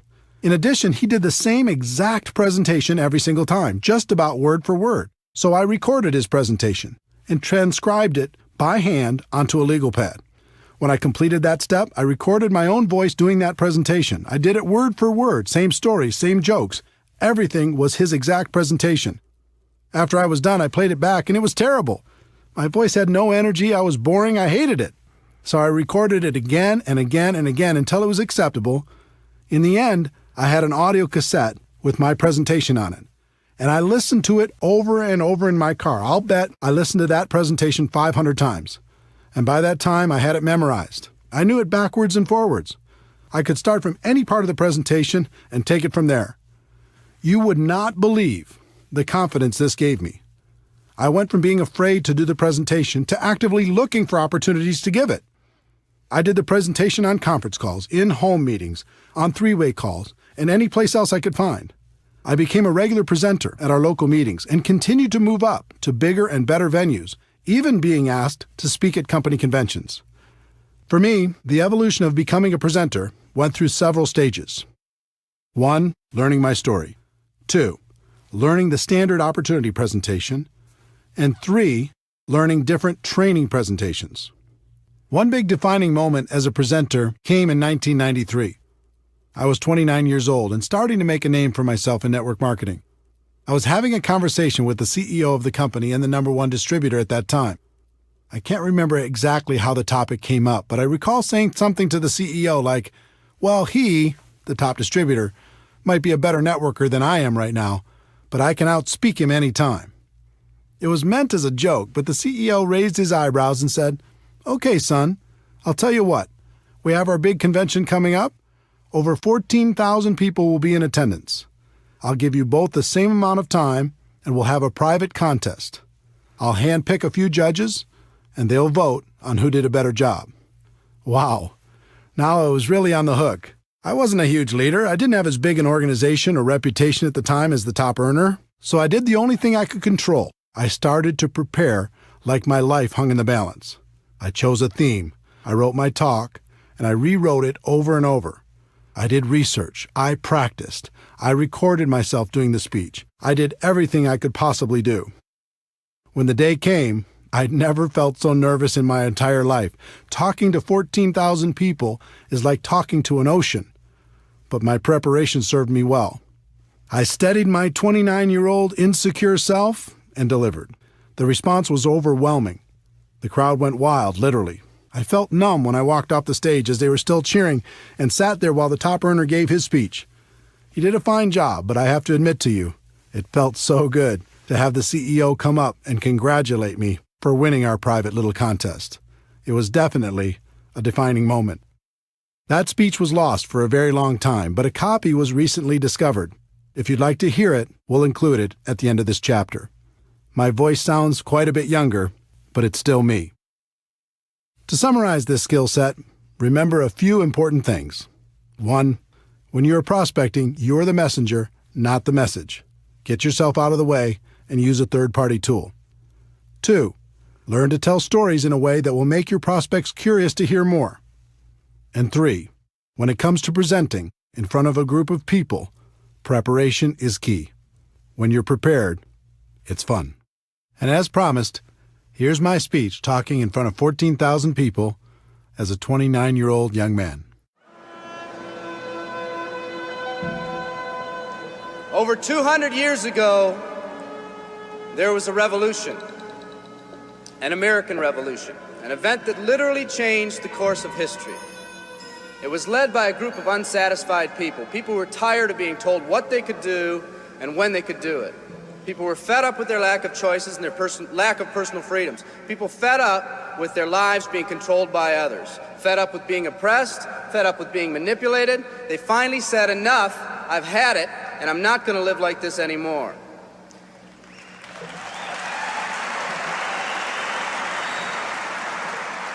Our ancestors were people that took full responsibility for what happened to them. It was that spirit that ignited a country and formed what is now a giant in the free world. I have a question for you. Where's that spirit today? It's time for another revolution. Let me explain one of the laws of the universe. It's called the law of use, and it says simply this: whatever you don't use, you lose. Lack of use causes loss. Ambition unused declines. Faith unused decreases. If you don't use your skills, you lose your skills. If you don't use your freedom, you lose your freedom. Freedom does not come automatically. It's not attained and then handed down to us as an inheritance. It must be achieved each day. At the turn of the century, in the year 1900, less than 10% of us worked for other people or the government. Over 90% of us were self-employed. We were an independent people. In 1980, only 80 years later, over 90% of us worked for the other people or the government. Less than 10% of us were self-employed. We changed from an independent people to a dependent people. We'd slowly shifted from a people who took full responsibility for everything that happened to them to a people who've become talented and practiced at the art of blaming others for their problems.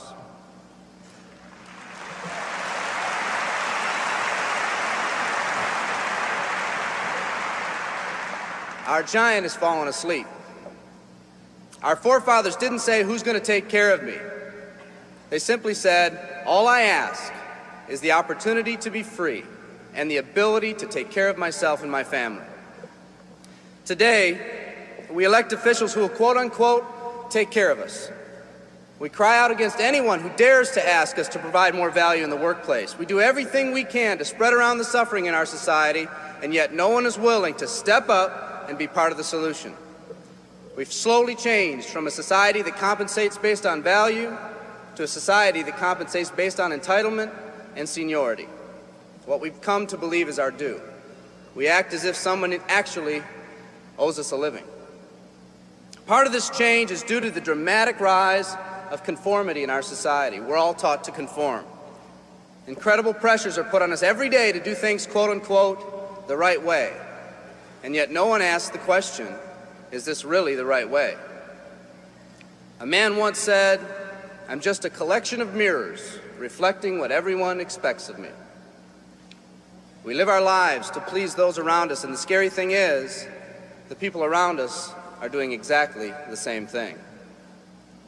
Psychologist Rollo May calls us outer-directed people. We don't act, we only react. We seek not to be outstanding, but to fit in. We're able to respond, but not to choose. Perhaps that's why a wise man once said, the mass of men lead lives of quiet desperation. In order to change, we need to become inner-directed people. People with our own purpose. People who are not easily swayed by the opinions of others. And that's difficult because from a very early age, we look to the opinions of others to orient ourselves and to validate our decisions and our actions. Nietzsche said, we need more strong people in this world because the weak, by their sheer mass, are forcing weak ideals and weak values on us all.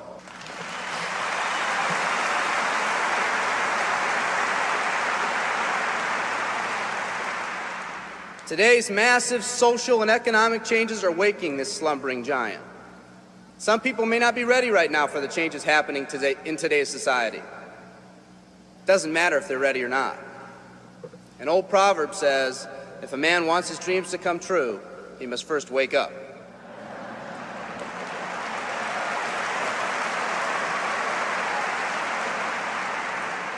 I, for one, am glad for the radical changes in our society because I believe that within that crisis, we will find that independent spirit that once pioneered this country. Some of us are finally ready to change. The displacement of our workforce has caused many of us to start searching for something better.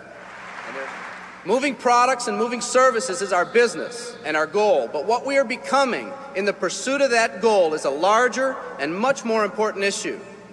The rekindling of our independent spirit has more lasting value.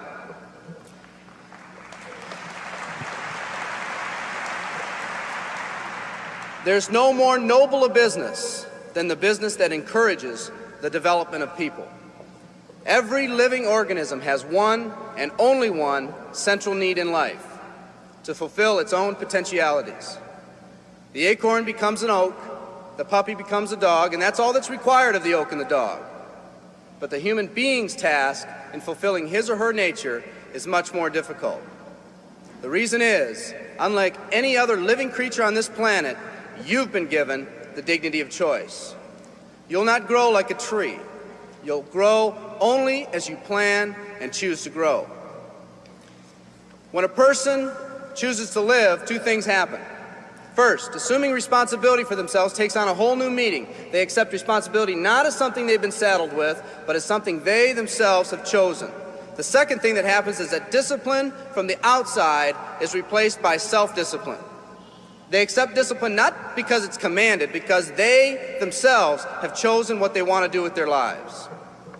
Just like when the disenfranchised men and women over 200 years ago got fed up and said, I'm not going to live like this one more day, there's another revolution coming. It's coming not just from Americans, but from people all over the world.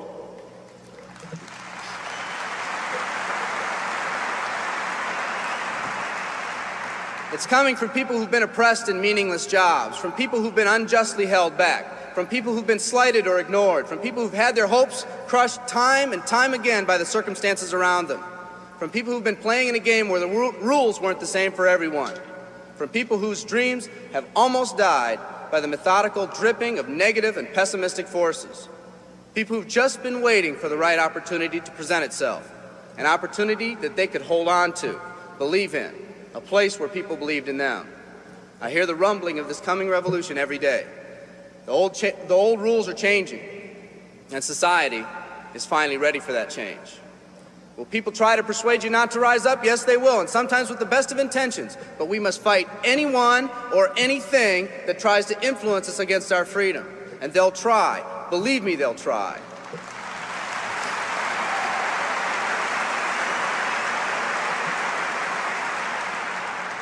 They'll try to suggest you off course, to nudge you off course, to distract you off course. There's another revolution coming, and it's going to be led by a group of unique and courageous people like you.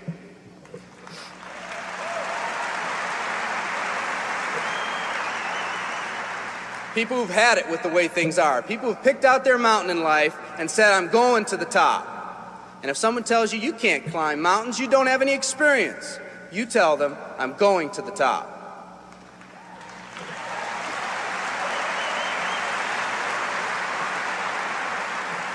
And if your neighbor tells you, come on, choose another mountain, that one's too rocky, what are you going to tell them?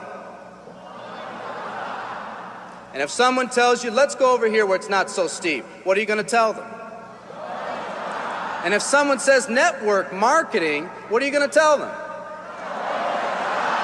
And if your friend tells you, come on, let's climb this one, that one's too slippery, what are you going to tell them? If anyone tells you you can't go up, it's too rocky, too steep, too slippery, you say, listen here, I'm going up. You're either going to see me waving from the top or dead on the side. I'm not coming back.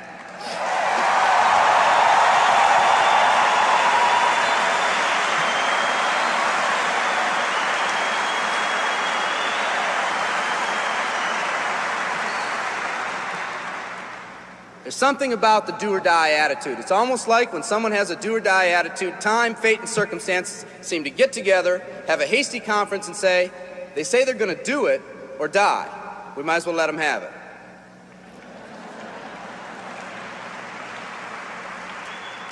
The people in this arena are special. You're special because you've already rekindled that independent spirit. You've already said that you're not going to conform to negative pressures around you. You've all said enough, I've had it, and I'm not living like this anymore. You are the people who want to set big goals and aspirations for yourselves and your families. People who want to live in a country where families are brought together again instead of being torn apart. People who want a country where once again owning your own business and controlling your own destiny is commonplace.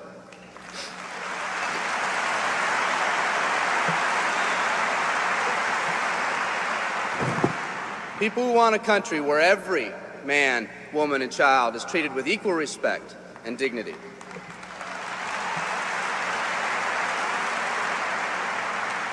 People who will pay any price so their families will not live with the legacy of maxed out credit cards and unfulfilled promises.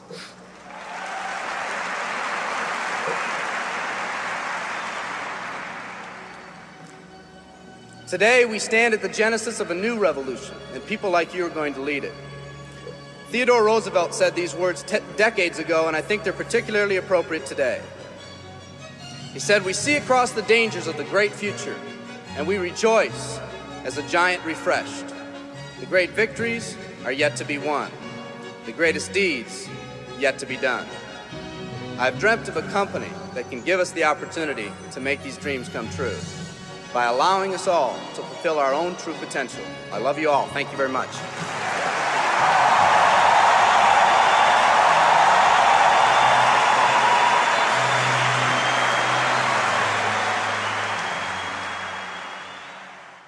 Chapter 7. Skill number 4. Following up with your prospects. In MLM, they say the fortune is in the follow-up. I think that's true, because most people in MLM don't follow up at all, at least not as professionals. You need to understand some important concepts if you're going to master this skill. Concept number 1. Follow up is doing what you said you'd do. If you say you're going to call at a specific time, then do it. The network marketing profession is full of people who get all excited one minute and then go missing in action the next. Run your business through a physical or electronic calendar. Be the person who does what they say they're going to do. People will respect that. I sold real estate the year before I got involved in network marketing. My father and his partner owned the company. One day I was in the office and a gentleman by the name of Chuck Aycock showed up for a 10 a.m. meeting with my dad. It was 9:55 a.m., and my dad wasn't in the office yet. I greeted Chuck and told him I was sure my dad would arrive soon. At 10 a.m. exactly, Chuck got up and said, "It's 10 o'clock. Your dad isn't here. Have him call me if he wants to reschedule the meeting." I couldn't believe it. He came all the way to the office just to leave 30 seconds after the appointment? I told him, "Mr. Aycock, I'm sure he'll be here any minute. There's no need to leave." And then he told me something I never forgot. He said, "Son, you are either early or you are late. He's late, and my time is valuable. Have him give me a call if he'd like to reschedule." And he left. My dad showed up at 10:10 a.m. expecting to meet Chuck. I told him what happened, and he was as stunned as I was. My dad wasn't habitually late or anything. That particular morning, he was just a little casual with his time. He rescheduled the appointment, and I noticed over the years that my dad was always early for his appointments with Mr. Aycock. What's the lesson in this story? For me, the lesson was that people respect a person who does what they say they're going to do. People also respect a person who values their own time. If you say you're going to follow up at a specific time or in a specific way, either do it or reschedule well ahead of your appointment. Concept number 2. The only reason to have an exposure is to set up the next exposure. When I got started, I would conclude every exposure by saying, "What do you think?" No one told me that was one of the worst things to do. It felt like a natural thing to say, but my results were terrible. I asked one of my early mentors for help, and he said, "Eric, the only reason to have an exposure is to set up the next exposure." That blew my mind. I thought the reason to have the exposure was to get the person signed up. He went on to explain that if you finish each exposure by setting up the next one, the prospect will eventually become educated on the opportunity and make an informed decision. The goal in my mind changed from getting the prospect on the first exposure to just keeping the process alive by setting up the next follow-up exposure, then the next, and the next until they made a decision. When I made this small improvement, my results improved dramatically. We talked earlier about how to professionally invite your prospect to take a look at what you have to offer. At the end of that process, we went through several steps to set up the next exposure, meaning your follow-up call. That was your next appointment. When you make that call, you're going to ask them if they reviewed the material. They'll say, "No, I didn't," or they'll say, "Yes, I did." Let's talk about how you'll set up the next exposure in both cases. If they say no, they didn't have a chance to review the material, it's important you don't show your displeasure at their lack of follow-up. It sounds funny, but a lot of people just jump on their prospects with, "I thought you said you'd be able to see it for sure." Obviously, this won't help build that good relationship you're working on. The best way to respond is, "That's okay, I understand sometimes life gets busy. When do you think you could do it for sure, for sure?" You might say, for sure is a little much, but I've used that for decades in this follow-up situation, and I do it because it works. In any case, use whatever language you'd like to use to set up the next time and walk through the same steps to get the commitment. Once you have it, including the date and the time of the next call, the next exposure, then hang up and call them when you said you would. If you call them at the scheduled time and they still haven't reviewed the material, just repeat the process until they do. Remember, they are setting up the appointment, and you are being the professional by following up like you said you would. If you call the prospect and they say yes, they've reviewed the material, you're going to ask them a few intelligent questions. First, you're not going to ask, "What do you think?" This just invites the critical part of the prospect's mind to come up with objections to try to sound smart. The best follow-up question I've ever used is, "What did you like best?" This question will take you in a very positive direction and will give you clues as to the level of their interest. If they say the product, then your next exposure will probably be product-related. If they say financial freedom, then your next exposure will probably be opportunity-related. Another great question to ask is, on a scale of 1 to 10, with 1 being zero interest and 10 being ready to get started right away, where are you right now? With this question, anything over 1 is good. It says they have some interest. Most of the time, you'll get something like a 5 or a 6. No matter what number they give you, all you're going to do is ask them how you can help them get to a higher number. Usually that answer will go along the lines of how they answered, "What did you like best?" If the answer is very positive and the number is fairly high, you can go directly into the closing process. We'll cover that in the next section. If it isn't an obvious green light, then you just schedule the next exposure. They might want to try the product, so you help them do that and set up a follow-up date, a time to call them, and check on the experience, the next exposure. They might want to understand the compensation plan, so you set up a time to get together and review it, the next exposure. They might want to talk with their spouse, so you send them home with materials they can share with their spouse and set up a date and time when you'll follow up, the next exposure. Whatever it is, you never finish one exposure without setting up the next one. Never. If you do, it's over. That's what used to happen to me at the beginning. I would have someone look at the opportunity. When they'd done that, I'd say, "So, what do you think?" They'd usually mumble something like, "I'll let you know," or "I'll get back to you," or "I need to think more about it," or something similar. And poof, they were gone. Then when I tried to call them back, I was just bothering them. The whole thing felt uncomfortable. Once I changed to never finishing one exposure before setting up the next one, everything changed for the better. I was being professional. I was in control. The prospect had more respect for me and for the opportunity. All of this happened from this one small change in mindset. Concept number 3. It takes an average of 4 to 6 exposures for the average person to join. When people don't understand that the only reason for an exposure is to set up the next exposure, They put too much pressure on their prospects and on themselves. In the some will, some won't, so what next MLM culture, people hammer on a person once, and if they don't join right away, they move on and never follow up. In many cases, they take it a step further by damaging the relationship with the prospects with their attitude. Professionals understand that it takes an average of 4 to 6 exposures for a prospect to become involved. Their goal is education and understanding. It's hard to educate someone in one exposure, so they take them from exposure to exposure to exposure, knowing it will eventually sink in. Through that process, they also build a stronger relationship with the prospect. They strengthen the friendship. That helps build trust, and people enjoy working with people they like. 4 to 6 exposures is an average, which means that for every person who joins on the first exposure, there's going to be a person who takes more than 10 exposures to join. You just never know. Some of the best people in network marketing were prospected for years before they finally made the decision to take part in the opportunity. Keep your urgency, but have patience. Concept number 4. Condense the exposures for better results. Posers prospect someone once and move on. Amateurs prospect someone through several exposures over time. Professionals condense those exposures into the shortest time possible. People are busy. They're constantly distracted by life. When you're approaching them to take a look at something new, it's important to keep their interest. The best way to do that is to stack the exposures as closely as possible. If you go slow, you might start by having them check out a video, then a few weeks later have them listen to a conference call, then a month later have them attend a webinar, then after another month, invite them to a 3-way phone call with you and another distributor. This slow process is difficult because between each exposure, they tend to get distracted by life. It can almost be like starting over every time. On the other hand, if you have them check out a video, then join a conference call, then try the product, then get on a webinar, then participate in a 3-way call, then come to a live meeting, or whatever combination of exposures you use in your company and do it all in 1 week, you give them the opportunity to really think about how this could change their lives. Questions and objections. At every step in the recruiting process, you'll come across questions and objections. This is natural.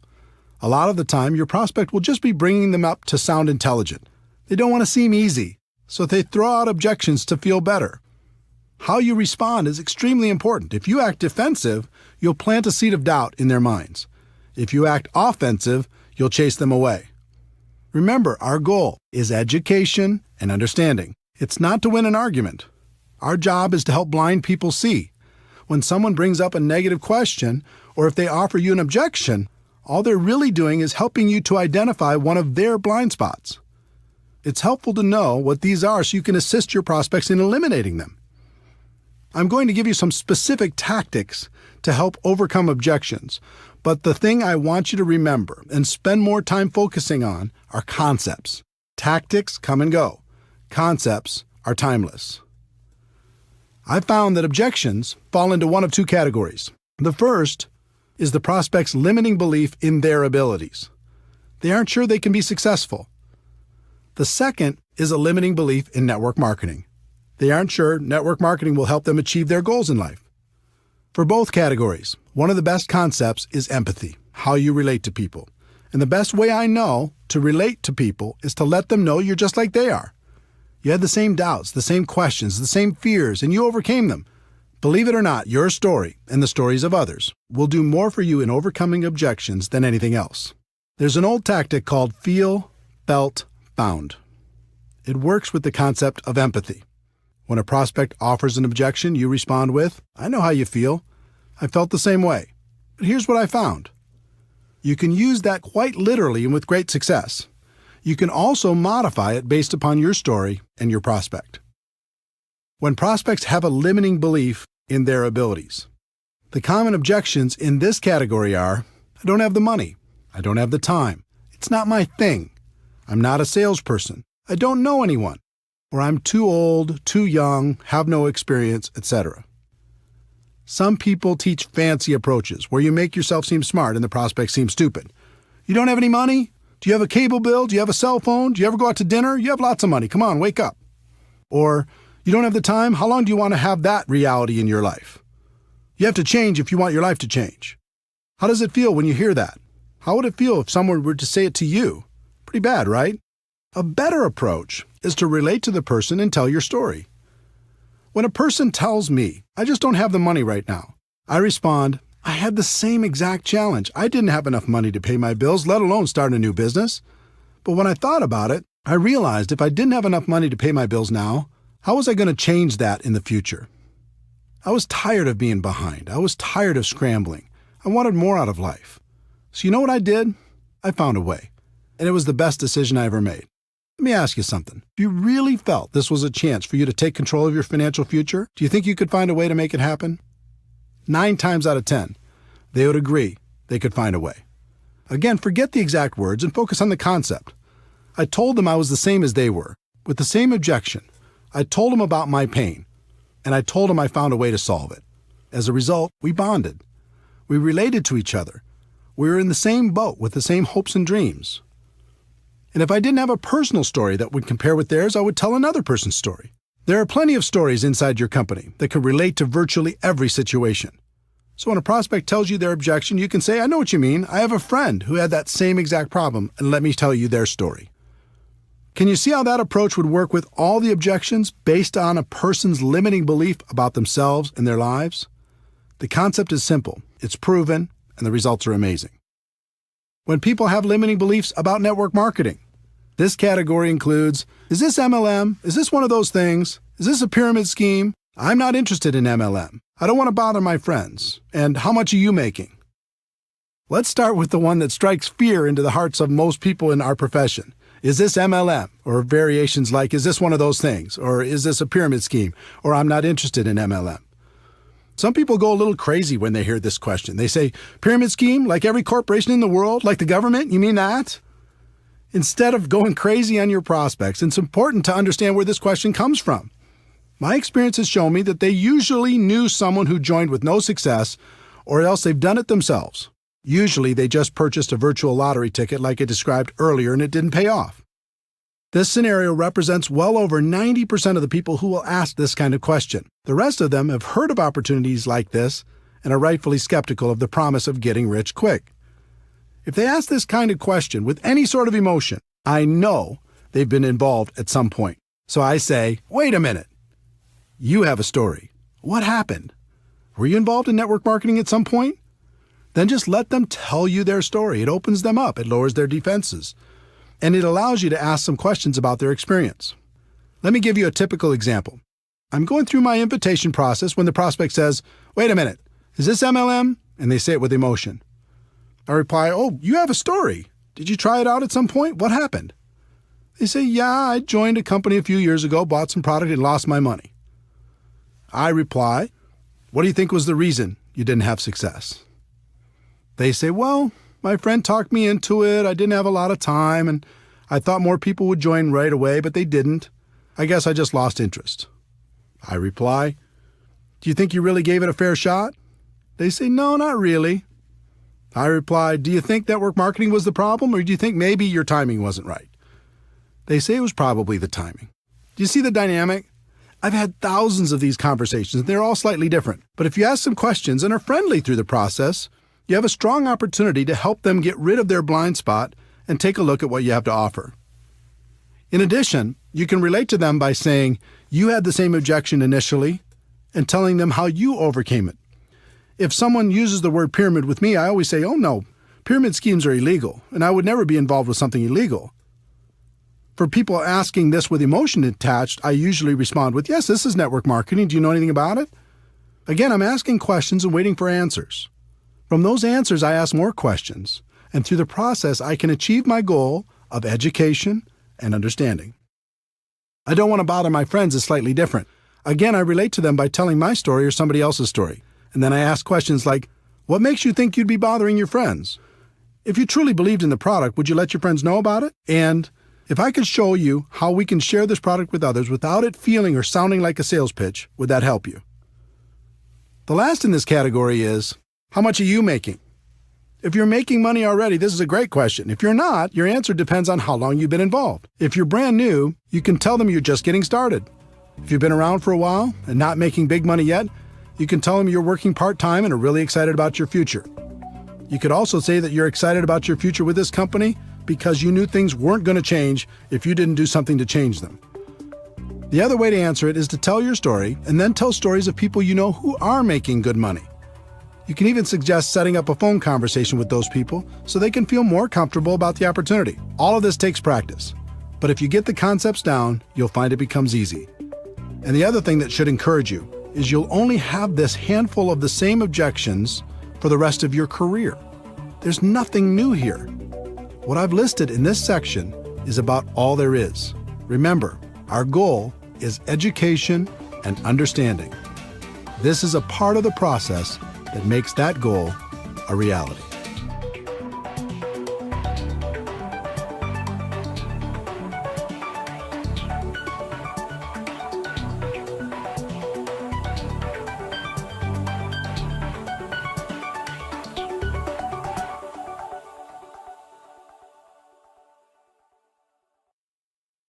Chapter 8.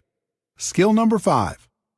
Helping your prospects become customers or distributors. This skill is a natural byproduct of following up professionally. If you walk through exposure after exposure, our goal of education and understanding will be accomplished.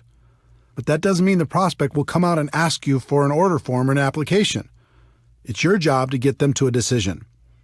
The key to success in this area is a combination of having good posture and asking good questions.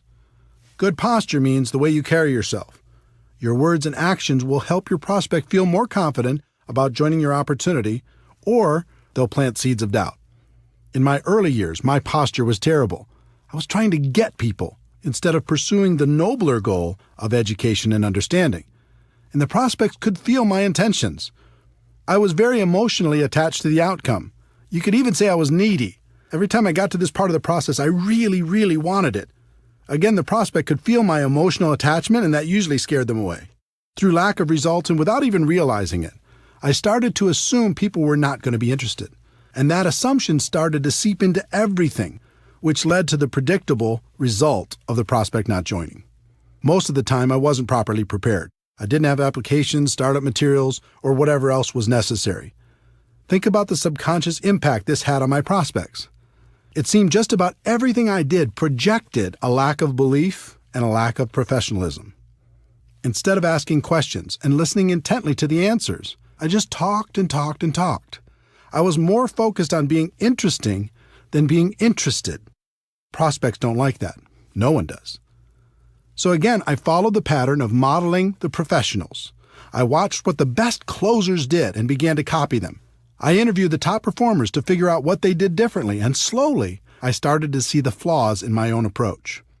First, I learned that professionals are emotionally detached from the outcome. In other words, their goal is education and understanding while helping a prospect make a decision that would positively impact their lives. They're the opposite of needy. They aren't trying to get anybody. They are honestly just trying to help. Second, they're very assumptive in their approach. They expect the person to join because their belief that the opportunity would benefit the prospect is so strong. They're rock solid. Many of them are sincerely shocked when a person decides not to get involved. Third, it was interesting to learn they promoted themselves as much as they promoted the product or the opportunity. What I mean by that is they helped the prospect make the decision by saying, "You get me." When they promoted themselves, it isn't like, "I'm going to do everything for you." It was more like, "We have a great product and a great opportunity, but I'm going to take this thing to the top and we can do it together." This gives people great comfort in knowing that they don't have to learn everything on their own. Fourth, they are always prepared. Always. They have everything they need to get a person started right on the spot. And fifth, they ask question after question after question and are great listeners. They act like a consultant helping a person with a problem. The best consultants in the world have to ask a bunch of questions before they can offer a solution. Network marketing professionals use questions as their most powerful tool. As you can imagine, it took me a while to figure all of this out, and that was just half the battle. It's one thing to have the information, and it's another thing to put it into action. I wasn't as talented as the pros, but I could model what they did, so I just started to act like they acted. I acted emotionally detached. I really wasn't at the beginning. I started to act very assumptive, that people would join. I really wasn't at the beginning. I started to tell people, and you get me, even though I didn't think that was such a huge benefit at the beginning. I was always prepared. I started to ask lots of questions, focusing more on being interested than interesting. And as time went on, I acted less and less and believed more and more. The same can happen for you. Let's talk about questions. If you were a consultant and your job was to figure out if an opportunity was a good fit for your client, what would you do? You'd ask questions, right? In working to help a prospect make a positive decision about your opportunity, you're going to do the same thing. But instead of asking, "What did you think?" which leads nowhere, learn to ask questions that lead in a positive direction. Did it make sense to you? What did you like best about what you just saw? Pretty exciting, isn't it? Can you see how this could be an opportunity for you? Of these examples, the one I use most is, what did you like best? The answer to that question is almost always positive, and it gives you clues as to the area in which they're most interested. Then I like to say, let me ask you a question on a scale of 1 to 10, with 1 meaning you have 0 interest and 10 being you're ready to get started right now. Where are you? They'll give you a number. And it's usually obvious from their number that they either need more information before they'll make a decision, or they're leaning towards getting started now. If you feel they need more information, just guide them to the next exposure that will help them the most. But if you feel they're ready to get started, then ask a series of 4 questions. This 4-question close has produced strong and consistent results over the course of my career.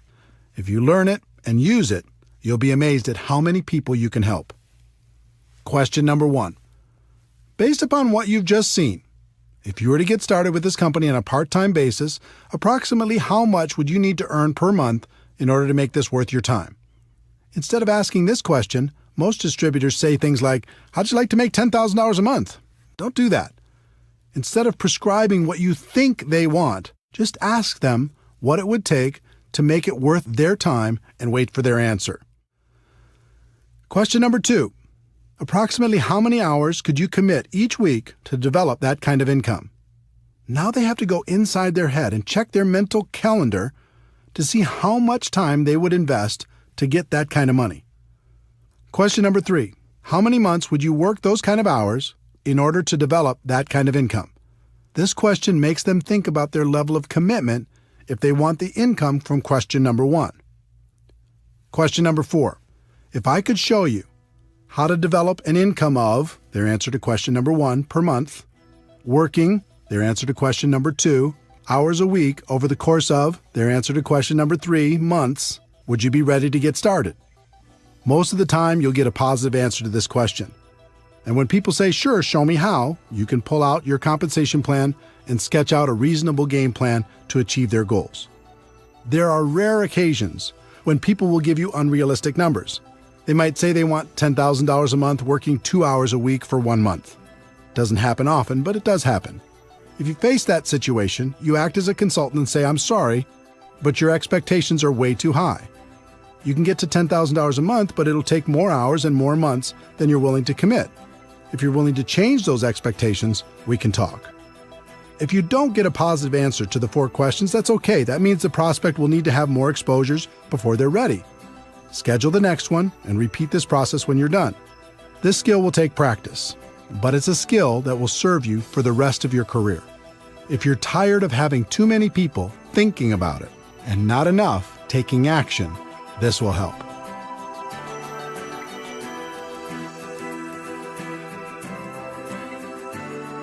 Chapter 9. Skill number 6. Helping your new distributor get started right. In network marketing, people invest enormous effort, time, and money into getting people signed up, and then squander that investment by leaving their new distributors to figure everything out for themselves. Professionals don't do that.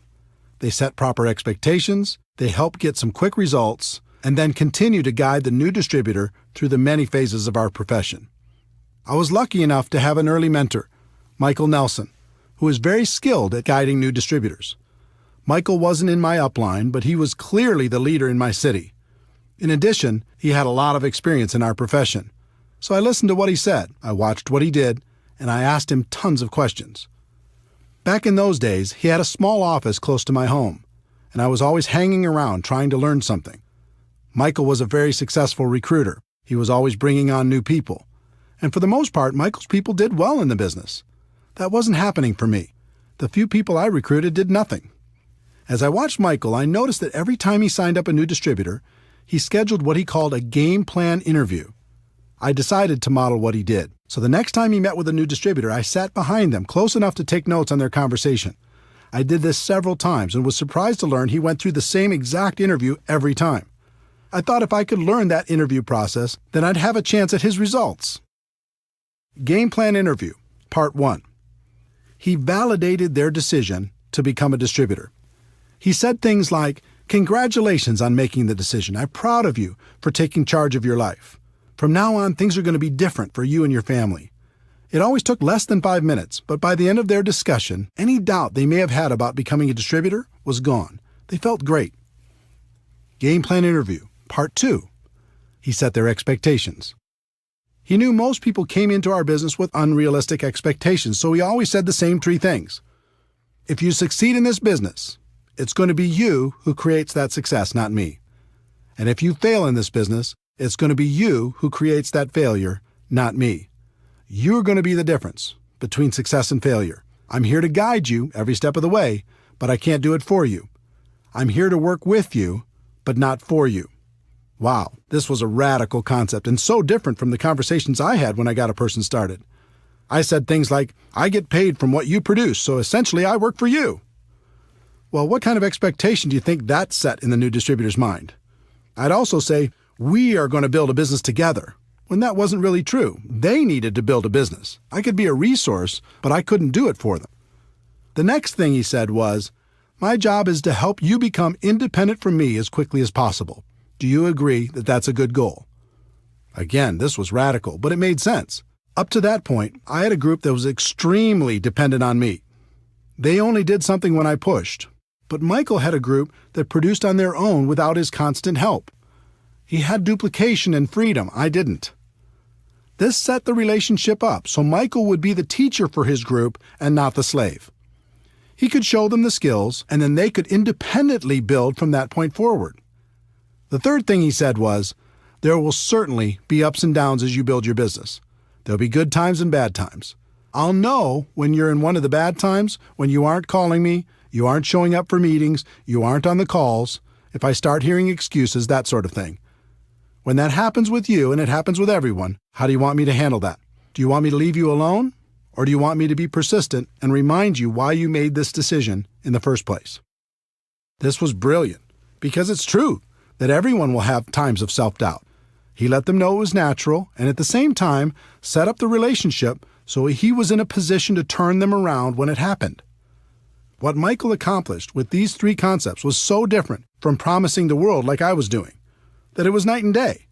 With my approach, the distributor would sit back and wait for me to perform. And if I was ever too busy or couldn't help for some reason, I became the easy excuse for why things weren't working out. With Michael's approach, his people became independent quickly. He would coach them from time to time, but he wouldn't allow his group to use him as an excuse for their lack of results. While my distributors struggled, his flourished. Game plan interview, part 3. Michael went through a getting started checklist to help the new person have the best chance for success. The exact plan would be different for every company, but the concept was to do everything possible to get quick results. Here are some examples of what you could include in your getting started checklist. 1. Make sure your new distributor is set up with appropriate products. Just about every company has products that can be personally used by the distributor, so make sure your new person is doing that. Depending on your company, this may include a monthly commitment. It's very important that people develop an emotional attachment to the products, and that can only happen if they are using them and enjoying the benefits. In addition, many companies have products that can be sampled or used in demonstrations. In that case, new distributors should have an appropriate supply so they're properly prepared. 2. Make sure your new distributor is set up with appropriate tools.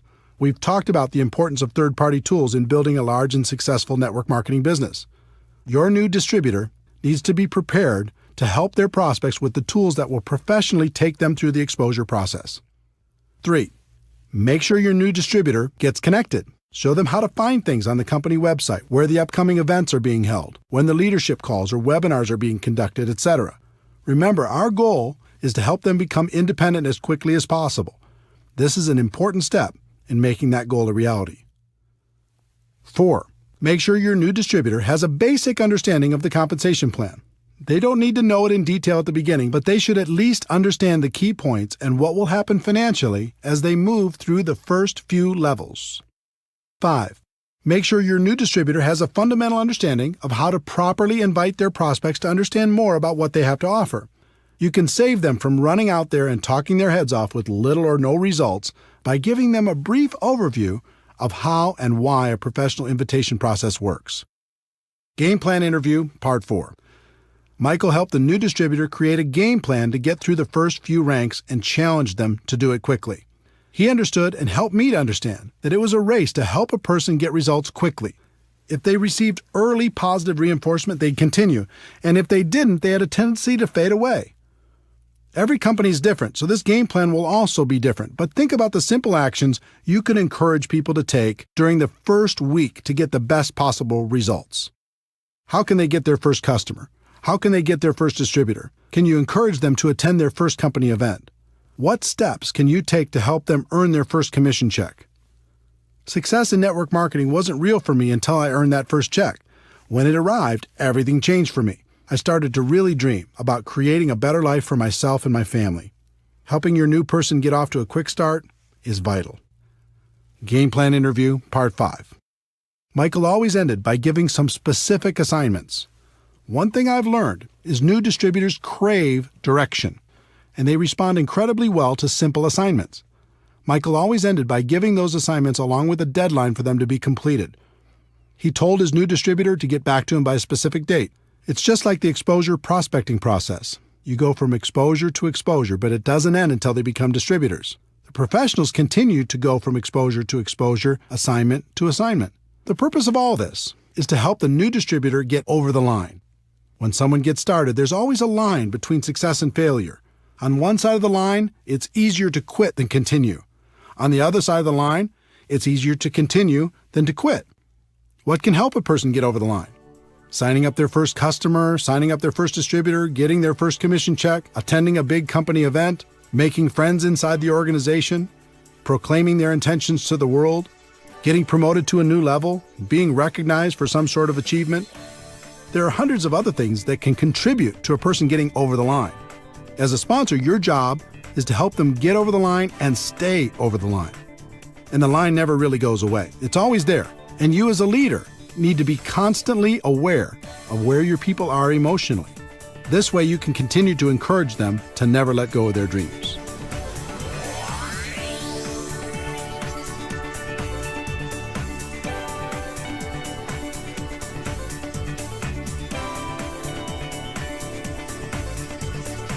Chapter 10. Skill 7. Promoting events. In network marketing, meetings make money. It's just that simple. Yes, technology can help us connect with people in ways that are becoming more and more efficient, but nothing replaces face-to-face interaction. Meeting people one-on-one, in small groups, or at local or bigger events will have a huge impact on the long-term success of any network marketing organization. But one particular type of event is the most powerful, and that is the destination event. It might be a company-sponsored event or one put on by your upline leadership, but a destination event is one where most of the attendees travel to a different city, stay at a hotel, and participate in a conference or convention. Some try to argue that the destination event is dead in the new technology world and people won't travel for these things anymore. All I can tell you is those people aren't top earners in our profession. If you study what the successful people do to build their network marketing organizations, you'll find that virtually every one of them uses destination events as a cornerstone for building their business. There's something magical about getting away from your day-to-day grind and focusing completely on your dreams. Total immersion, even if it's only for a weekend, is good. You can use it to refocus and recommit to your future and gather the strength necessary to go back home and do what's necessary to move your business forward. You gain strength from the presentations you hear during the event. Sometimes a person says something at just the right time in your life and it changes you forever. Over 20 years ago, I was at a convention when a guy by the name of Johnny Daniel said, "You can tell the size of the man by the size of the problem that gets him down." That statement went right into my heart and has helped me ever since. If I ever get sad or depressed, something inside me says, "Is this the size of Eric?" I answer no, pick myself up, and get moving again. I've had hundreds of those moments over the years at destination events. I gave up blaming at an event. I decided to become a professional at an event. I realized no one could stop me at an event. I decided to go to the top at an event. In fact, as I think back, I can't think of a single significant moment in my network marketing career that didn't happen at an event. They're that powerful. In addition to gaining strength from the presenters, you'll also receive incredible validation of your decision to be involved. It's a concept called social proof, and it's very important. As human beings, we're wired to seek proof from sources outside of our own thoughts and experiences. At a destination event, you'll see lots of other people who've made the same decision you have, and that feels good. Also, you'll see how some of them have overcome their fears and gone to the highest levels in your company. You start to think, if they can do it, maybe I can do it too. There's also some positive peer pressure involved. Most destination events include recognition programs: who won the contest, moved to the next rank, earned the top income, or spoke from the stage. When I went to my first event and I saw all the people walking across that stage, I had one thought: the next time I'll be walking across that stage. It was inspiring that so many people had accomplished what I hadn't done yet. It made me think I could do it, and it made me work on a plan to make it happen. In addition to being inspired, I also didn't want to show up at the next event without some improvement in my business. That positive peer pressure helped me face my fears and make it happen. Overall, the sense of community at a destination event is comforting. We all live in a world filled with ignorant people when it comes to network marketing. That can be discouraging at times. But when we go to a big event, suddenly we're surrounded by people who think like we think. They have similar beliefs, hopes, dreams, aspirations, and positive attitudes. Spending time with this amazing group of people can literally fill us back up again, so we have strength for the next push. Once you understand how important destination events are to the success of your business, you need to learn how to effectively promote them to your organization. It's really simple. The more people from your group attend events, the more money you're going to make in our profession. Top leaders know exactly how many people are attending, and they make sure to grow that number at every new event. Think about it. Take two distributors who each have a group of 100 people. Distributor A makes it a priority and gets everyone to attend every major destination event. Distributor B doesn't make it a priority, so only a handful attend. Which group is going to be more successful? It's not even a contest. The first step in developing a culture that promotes attendance at destination events is to personally be more committed than anyone else to attending and helping others make the same decision. That means you need to lead by example and never miss a destination event. When I first started in this profession, I didn't know how I was going to do it. I didn't have the money, and I couldn't afford the time. I had the same obstacles as everyone else. But something happened to me at my first event that changed everything. I scraped up enough money to get there, and it was a mind-blowing experience. The stage, the lights, the people, the stories, it was awesome. During one of the sessions, I stepped out to go to the bathroom, and when I came back to the entrance to the big convention hall, I found myself standing next to one of the top income earners in the whole company. It was like standing next to a celebrity. He had achieved what I wanted to achieve, and more. I stood there trying to think of something smart to say, and finally, I simply introduced myself and asked, "What's the secret?" Now, today I know there isn't a secret, and he could have said the same thing to me, but instead, he had a little compassion and gave me an important lesson that serves me to this day. He said, "Eric, do you see this room? It holds about 2,000 people. We have these events about 3 times a year. Here's the secret. At the next event, half of these people won't come back, but the other half that does will be making about twice the average of everyone else in the room. Your job is to be in the 1,000 people who come back, and it doesn't stop there. At the next event, half of those 1,000 won't come back, but the 500 who do will be making 4 times the amount of the average in the room. This continues from event to event. If you continue to come back, you'll end up being among the highest paid people in the room, and eventually, you'll even find yourself presenting on stage." I said, "That's it?" And he replied, "Eric, obviously you're going to have to continue to work on your skills in between events, but my experience has shown me that if you outlast people at our big events, you'll make it to the top." This was pretty simple for me to understand. I thanked him and made a resolution on the spot to never miss a big company event. It wasn't easy. Sometimes the event tickets alone were a problem. I made it a priority and found a way to buy them. Sometimes childcare was an issue.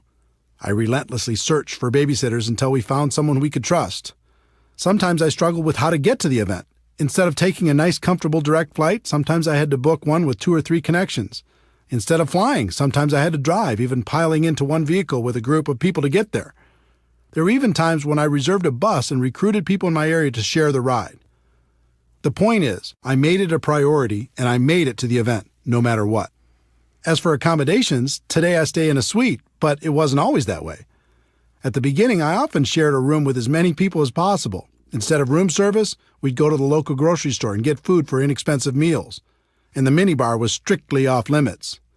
Bottom line, the advice I received all those years ago worked. Because I was ambitious and hungry, I figured out a way to outlast the people who were less committed. And just like that top income earner had told me, my income continued to grow with each event.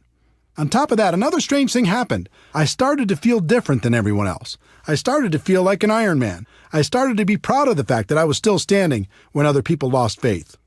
So if you're more committed than anyone else to attending the destination events, that all-important commitment will serve you very well. Once you're fully committed, the next step is to grow the number of people on your team that attend with you. Most people announce the next big event to their group, sit back, and hope people register. Professionals understand there's a big difference between an announcer and being a promoter. Promoters make the event a priority in their group. They are relentless with their message. They tell stories that inspire people to action. They take nothing for granted and don't rest until people have registered. They paint a picture in people's minds about how great the event will be and the benefits of attending. One thing I learned long ago was to never buy someone's excuse, at least at the beginning.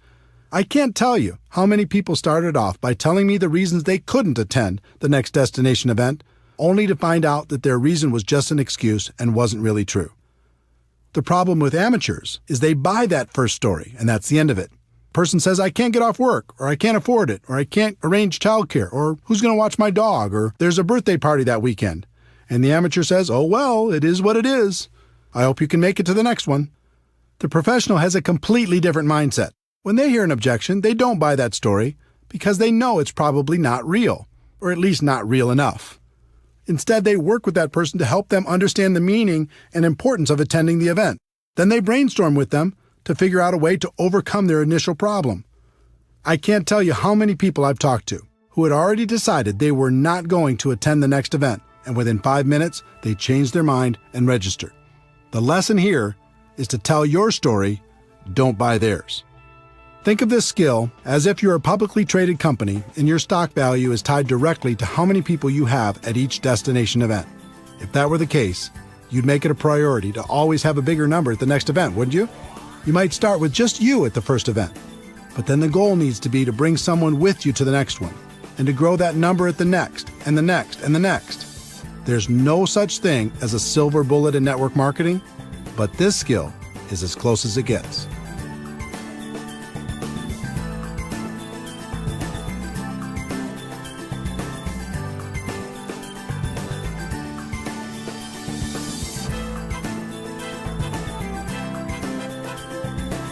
Chapter 11. Anything worthwhile takes time. If a person starts a traditional business, they expect to break even in their first year and possibly pay back their initial investment in the first 5 years. But when a person starts a network marketing business, they expect to get their money back in the first month, make a profit in their second month, and get rich by the third month. And when that doesn't happen, they blame network marketing. It's like people don't want the laws of the business world to apply to network marketing. We do have a better way, but we're not selling magic beans here. Anything of value takes time to develop. I learned a great lesson early in my network marketing career. From time to time in your life, your income might take a lucky jump. You might be in the right place at the right time. But if you don't quickly grow as a person to that new higher level, your income is going to come back down to the level of who you really are. In the end, you only get to make what you are. How many people do you know that hit it big and lost it all? I learned this lesson the hard way in my first few months in MLM. Back in 1988, I joined a company that had a $5,000 upfront package, which paid the sponsor between $1,200 and $2,400 depending on their level. Although I'm glad most of those big money packages have left our profession, back then a person could make some pretty big money fast. In my first month with that company, I earned approximately $7,400. If you remember, my strategy was to quickly call my dad's friends before he could get to them. I was ecstatic. In my second month, I earned about $12,200. Unbelievable. But then reality kicked in. I wasn't a $12,000 a month person. I hadn't worked on my skills. I wasn't developing myself. I was just riding the wave. My third month's check was $1,098.60. Looking at that check was like looking at myself in the mirror. It showed me who I was. It was an ugly feeling. My first reaction was to quit and blame everyone and everything for my bad check. But eventually I realized that to earn more, I needed to become more. I needed to work on my skills, so I didn't have to rely on luck or timing or positioning. You might have heard, you can get rich quick, or there's no work involved, or the product sells itself, or any number of trumped-up statements. But you must learn to give up those false and unrealistic expectations and go to work on you. The 1-3-5-7 formula. There's a formula I've seen work in our profession. I call it the 1-3-5-7 formula. As a general rule, it will take you about 1 year to become competent and profitable in network marketing. You'll know the basics, you'll cover expenses, and you'll be learning. It'll take about 3 years of consistent part-time effort in order to go full-time. It'll take about 5 years of consistent effort to become a six-figure earner or above. And it will take about 7 years of consistent effort to become an expert. Now, that doesn't mean you can't make more than that in the short term. Many people do. It just means if you want to keep making that kind of money, you need to eventually become an expert. When you think about it, 7 years isn't so bad, especially when a good portion of it is part-time. You're going to be 7 years older anyway. You might as well become an expert over that period of time instead of just going through the motions. How to learn. Once you make the commitment to focus on your skills, the next thing you need to do is figure out the best way to learn. One of the best things that ever happened to me was realizing there are no bad experiences and no good experiences, only learning experiences. This was a major breakthrough. In other words, let go of the outcome and focus on what you can learn from every experience. This took so much pressure off me. Instead of always looking for great experiences, I started focusing on how many experiences I could have, because the more I had, the more I could learn. Another attribute of a top earner in MLM is they are what I like to call an active student. As a professional, they're always learning, always growing, always trying to get better. Lou Holtz said it best. In this world, you're either growing or you're dying, so get in motion and grow. I think that's true. Never stop learning. Model successful behavior. Try to avoid reinventing the wheel when you get involved in this profession. The hard work has already been done. No matter what company you're in, it's easy to find someone who's very successful. Doesn't matter if it's getting customers, finding prospects, inviting, presenting, following up, closing, getting people started, building for events, or any other skill. There are people in your company right now who have them mastered. And unlike other professions, the successful people in your company are eager to share their secrets. All you need to do is model their behavior, and you can begin to enjoy their results. Study. Audio programs got me started. Back in 1988, someone gave me a bootleg copy of a talk Jim Rohn gave to the Shackley Company. It was called The Seed and the Sower, and it rocked my world. I bet I listened to that audio cassette in my car 500 times. From there, I did some homework on Jim Rohn and purchased his Challenge to Succeed audio program. Jim Rohn gave me hope, but more than that, he gave me direction in my continual personal development. That audio program launched my personal development journey. Through the years, I continued with dozens of different audio programs, all incredibly helpful in keeping my mind right. There's something magical about audio. It whispers in your ear, reminding you of your dreams, of your potential, and how to get there. In addition, it's repetitive. You probably won't read a book over and over, but you'll listen to an audio program over and over, especially if it's entertaining. And it seems like each time it's different, and it is because you're different. Jim Rohn also taught me to be a reader. No matter what you're trying to learn, there's someone who's devoted their entire life to the subject and is offering it to you for pennies. Take them up on that offer. In our electronics-focused, attention-deficit society, fewer people seem to read books. That's not true for leaders. Ask the top-earning distributors if they're readers. More importantly, ask them what they're reading. I wasn't much of a reader before I became a network marketing professional, but since 1988, I've read an average of about 4 books a month. Those books have shaped my life and my career for the better. Commit to just 10 pages a day, and you can read a 300-page book in a month. That's a great start. Video. Video is another source of great learning. Sometimes I like to watch training programs instead of just listening. It's part of the reason I decided to use video as my main focus at networkmarketingpro.com. I found if I created a short video with interesting information every day, people receive tremendous value. If you'd like to check out hundreds of free videos, you can go to networkmarketingpro.com. It's free. Online. The internet has changed the way we learn and gather information. You can take advantage of online tutorials, watch online videos, attend online webinars, or even watch events live with streaming technology. Events. The best way I know to really internalize life-changing information is to attend live events. As I've already told you, most of my defining moments have come from events. On one side, there's always good information for a person who's listening. On the other side, when you eliminate all of the other distractions in life and just focus, like you do at an event, you have a chance to really hear. Both sides are good. Be careful of distractions. With all of the choices available to you in terms of studying your craft, now more than ever, you must be careful about what you allow into your mind. People everywhere will try to distract you with their latest and greatest breakthrough, and it can be very tempting to jump at all those opportunities.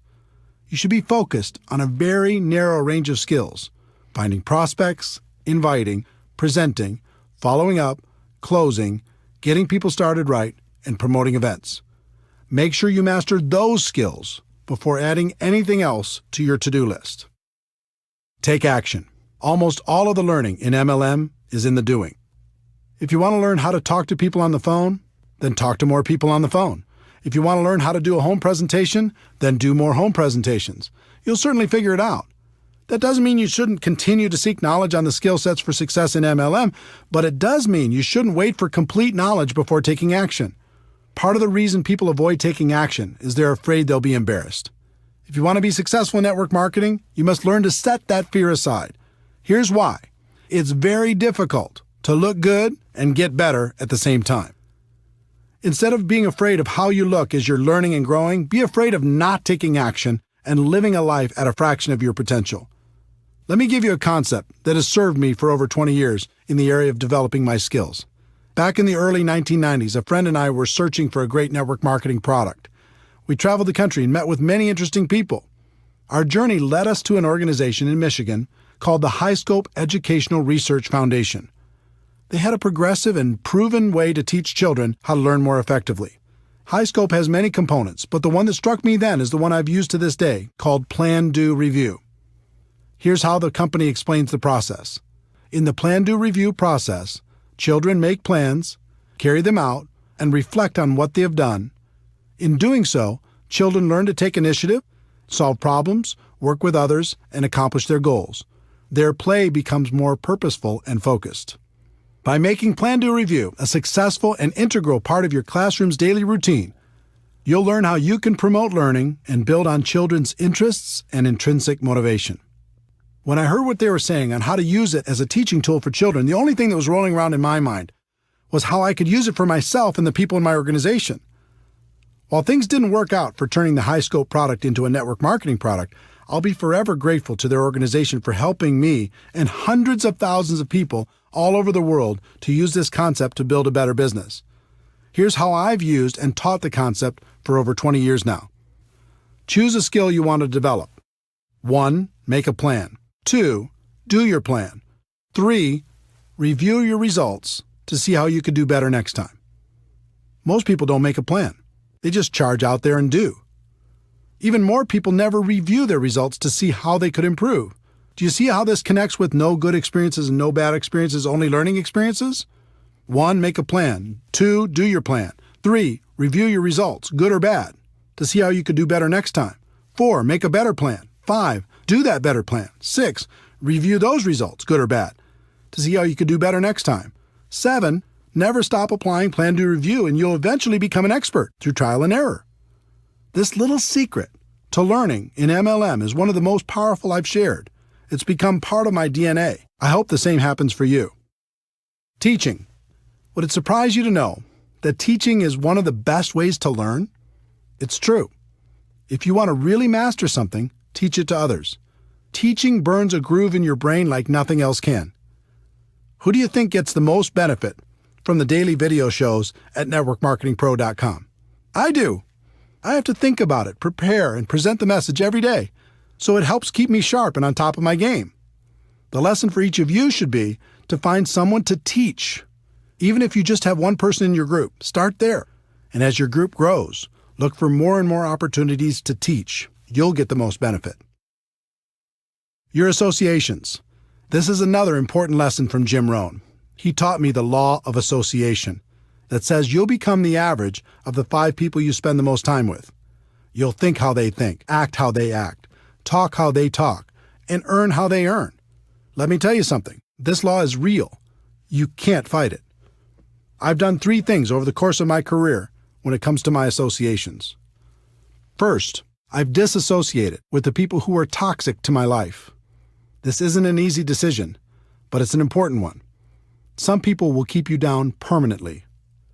Second, I've limited my associations with negative people or people who weren't helping me grow in the direction of my dreams. I just learned to spend less time with those people and more time on positive influences. And third, I've worked to expand my associations with people who can help me become a better person and a better professional. If you're trying to learn to become an expert in the network marketing profession, doesn't it make sense to find a way to spend more time with the people who have the skills you're looking for? If this is a little too stressful to think about when you're looking at the 5 people you're spending time with right now, here's a little tip. About every 6 months, one of the people in your 5 will change. They'll move, get a new job, start a relationship, end a relationship. Something will happen. The secret is, when that happens, choose very wisely when you're thinking about who's going to take their place. Most people don't think about this at all. They just let the next person fall into that place. That's a big mistake. Find someone who will push you. Find someone who will inspire you. I hope these suggestions on the learning process of becoming a professional have been helpful to you. It's okay to dream big, but you also have to be patient. Anything of value takes time. Continue to develop your skills. Become a permanent student. Those skills will make a place for you for the rest of your life. There's one more concept you need to understand. I've analyzed the top earners in network marketing. I've interviewed them, and we've become friends. Do you know what they all have in common? They work hard. Don't get me wrong, they have a great lifestyle, and they love what they do, but they work their butts off.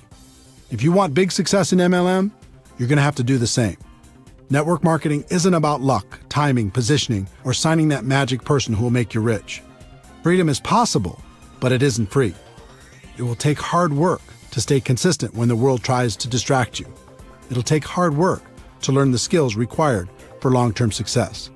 It'll take hard work to become the leader you're meant to be. Some people in network marketing become unhappy when they realize work is involved. Most of them join for some sort of free ride. When they experience growing pains, they run for the hills. Be different. It might take hard work, but it's good work. And it's the best way I know for the average person to enjoy.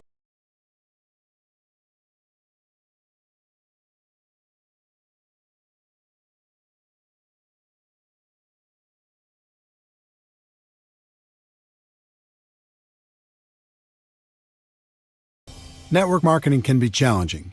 It's an emotional experience. The ups and downs can be dramatic.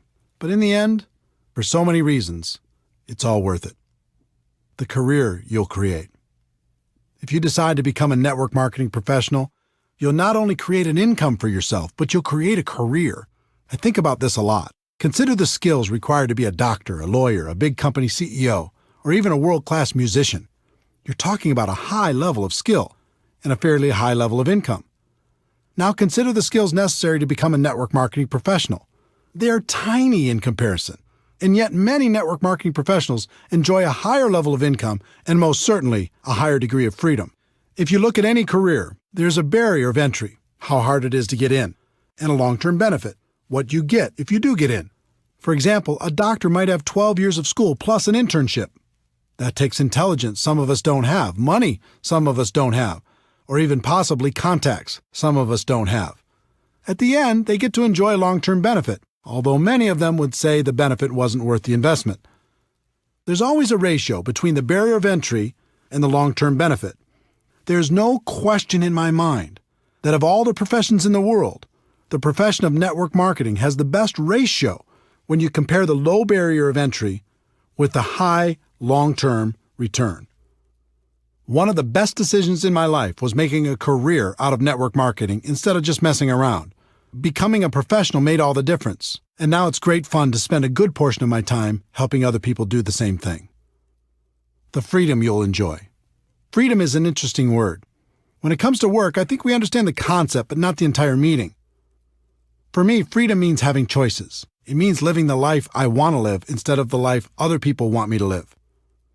Do you remember the imagination you had as a child? Imagine your life without limits. You wake up when you're done sleeping. You're doing work that is fulfilling and makes you happy. You get to work with people you enjoy. You don't have to compromise all the time. You work when you feel like working, but you also play when you feel like playing. You get to spend tons of time with the people who are important to you. You're living a big life and not wasting away in a box. When you get a clear picture of what freedom is about, you'll find the price you need to pay to achieve it in network marketing is very low. Facing your fears and living a life that's free is easy. Spending the rest of your days living half a life is hard. The lives you'll touch. It's one thing to create freedom for yourself and your family. It's another thing altogether to help someone else do the same. There's so many people struggling in this world. You have the ability to help people see a bigger picture for themselves. You can give hope to the hopeless. You can encourage their dreams. You can provide them with the inspiration necessary to face and overcome their fears. One of my greatest joys is to appear in someone else's testimonial. It's great to hear that someone was lost, and in some small way, I was able to help them find their way.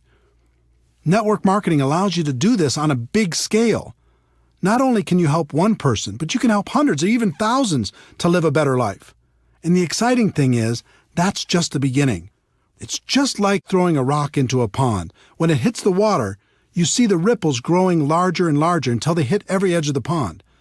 In network marketing, sometimes you don't see all the ripples. You might be aware of the impact you had on one person's life, and maybe one or two more ripples, but they keep growing whether you see them or not. That's why I do what I do. It's why I wrote this book. I know people will be positively impacted, and that's a stone thrown in the water.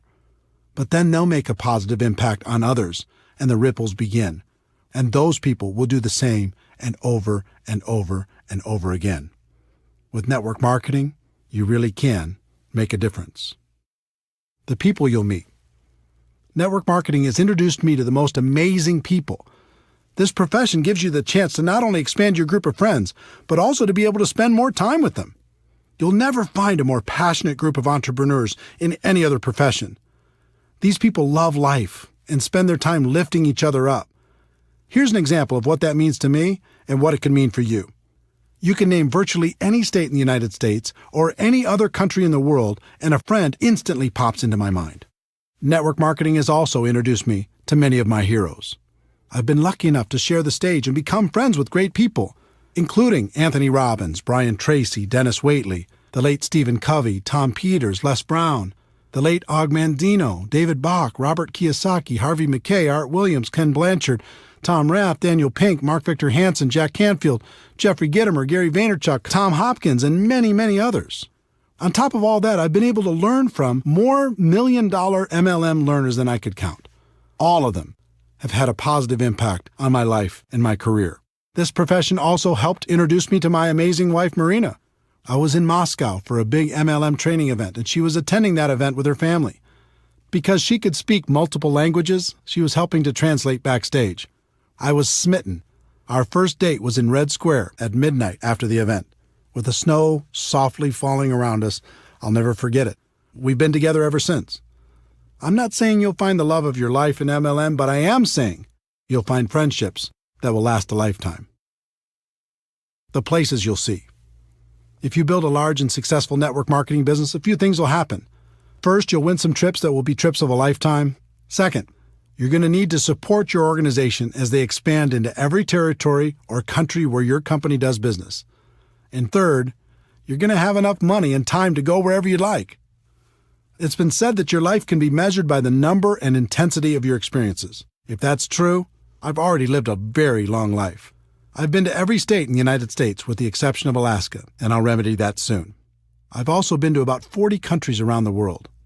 I've gone diving at the Great Barrier Reef in Australia, toured the Hagia Sophia in Istanbul, visited the Twin Towers in Malaysia, boated around James Bond Island off the coast of Thailand, visited the tent cities in Nigeria, ridden the huge Ferris wheel in the port of Singapore, had a private tour of the White House, watched the sunrise on New Year's Day at the Grand Canyon, enjoyed a 30-course meal at the world-famous El Bulli in Spain, cruised through the canals of Amsterdam, ridden a hot air balloon over the Rocky Mountains, rented an entire cruise ship for 2,000 of my friends to sail to the Bahamas, had dinner under the stars at the top of the Hotel de Paris in Monaco, visited my heritage in Norway, sailed the Black Sea off the coast of the Ukraine, witnessed the amazing Sistine Chapel in Rome, golfed at St. Andrews in Scotland, watched a World Cup match in Ireland, and prayed at the Wailing Wall in Jerusalem.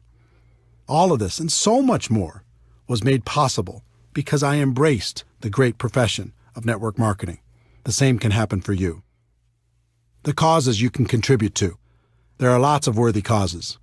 You might want to give to your parents or someone else in your family, or to an organization that means something to you.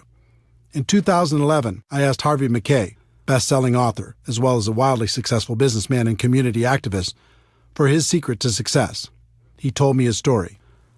Eric, my father sat me down after I graduated from the University of Minnesota at age 21. I was a little bit cocky, going to take on the world, going to start at the top and work my way up. And he said, Harvey, 25%, 1/4 of your life, starting now, is going to be devoted to volunteerism. Now, I didn't know what that meant, other than I started volunteering for everything. Heart, Cancer, United Way, Boy Scouts, March of Dimes, Salvation Army, everything. Let me tell you what that experience has done for me my entire life. Being on all those boards and being involved in all those charities, I became a better communicator. I became a better leader. I became a better salesperson. Because all I was doing was raising money for the more than 20 boards that I've been on. I became a better sales manager. And can you imagine how many new people I met by just being a volunteer? My network grew tremendously. But the biggest thing that happened was my sense of being a citizen of the world. To know that you've helped another human being and to be able to see the results, it's an unbelievable feeling. I'm so thankful to my father because his advice changed my life. This interview changed my life because it impacted my thinking on contribution. I'd always thought that there was really only one way to help a worthy cause, and that was with your money. But after my conversation with Harvey, I realized that there was 3 ways to help. The first is with your money. Of course, you can write a check, and that's wonderful. Network marketing can allow you to write bigger checks than you could ever imagine before. The second is with your time. Like Harvey said, you can dedicate a portion of your life to causes that are important to you. He chose 25%. You could choose whatever you'd like, but I'd encourage you to choose. And by time, I don't mean just volunteering a few hours here and there at the shelter or something. I mean, give your time to creative thinking, raising awareness, and raising money. And the third is probably most important, and that is with your influence. Take the time you're going to spend on your cause and put all of your influence behind it. Inspire your organization to do something great with you. Encourage your company to get involved. Leverage your network to do great things. You are powerful, and more so because of your involvement in network marketing. Use that influence for good. It'll change your life for the better. The person you'll become in the process. Network marketing changed my life for the better because it forced me to become a better person. As a profession, we move products and services to the customers who want them, but our real purpose is much deeper. At its core, this profession is an incubator for personal growth. You'll learn how to face your fears. You'll learn how to solve problems. You'll learn how to feed your mind with positives and protect your mind from negatives. You'll learn how to grow stronger. You'll learn how to lead. When I first started out in this profession, I did almost everything out of fear. I was afraid I wouldn't succeed. I was afraid I was going to run out of prospects. I was afraid I was going to miss out on the opportunity. But over time, that fear went away. I decided to focus on myself and my skills instead of all the things I couldn't control, and then everything became clear. I learned the true secret of network marketing. The greatest benefit isn't getting what you want. The greatest benefit is what you'll need to become in order to get what you want. I learned what was always there and what has been passed down for ages. The journey is everything. Thank you for taking this journey with me. Let me conclude by sharing what I say at the end of every Network Marketing Pro video. Ladies and gentlemen, my wish for you is that you decide to become a network marketing professional, that you decide to go pro, because it is a stone-cold fact that we have a better way. Now let's go tell the world.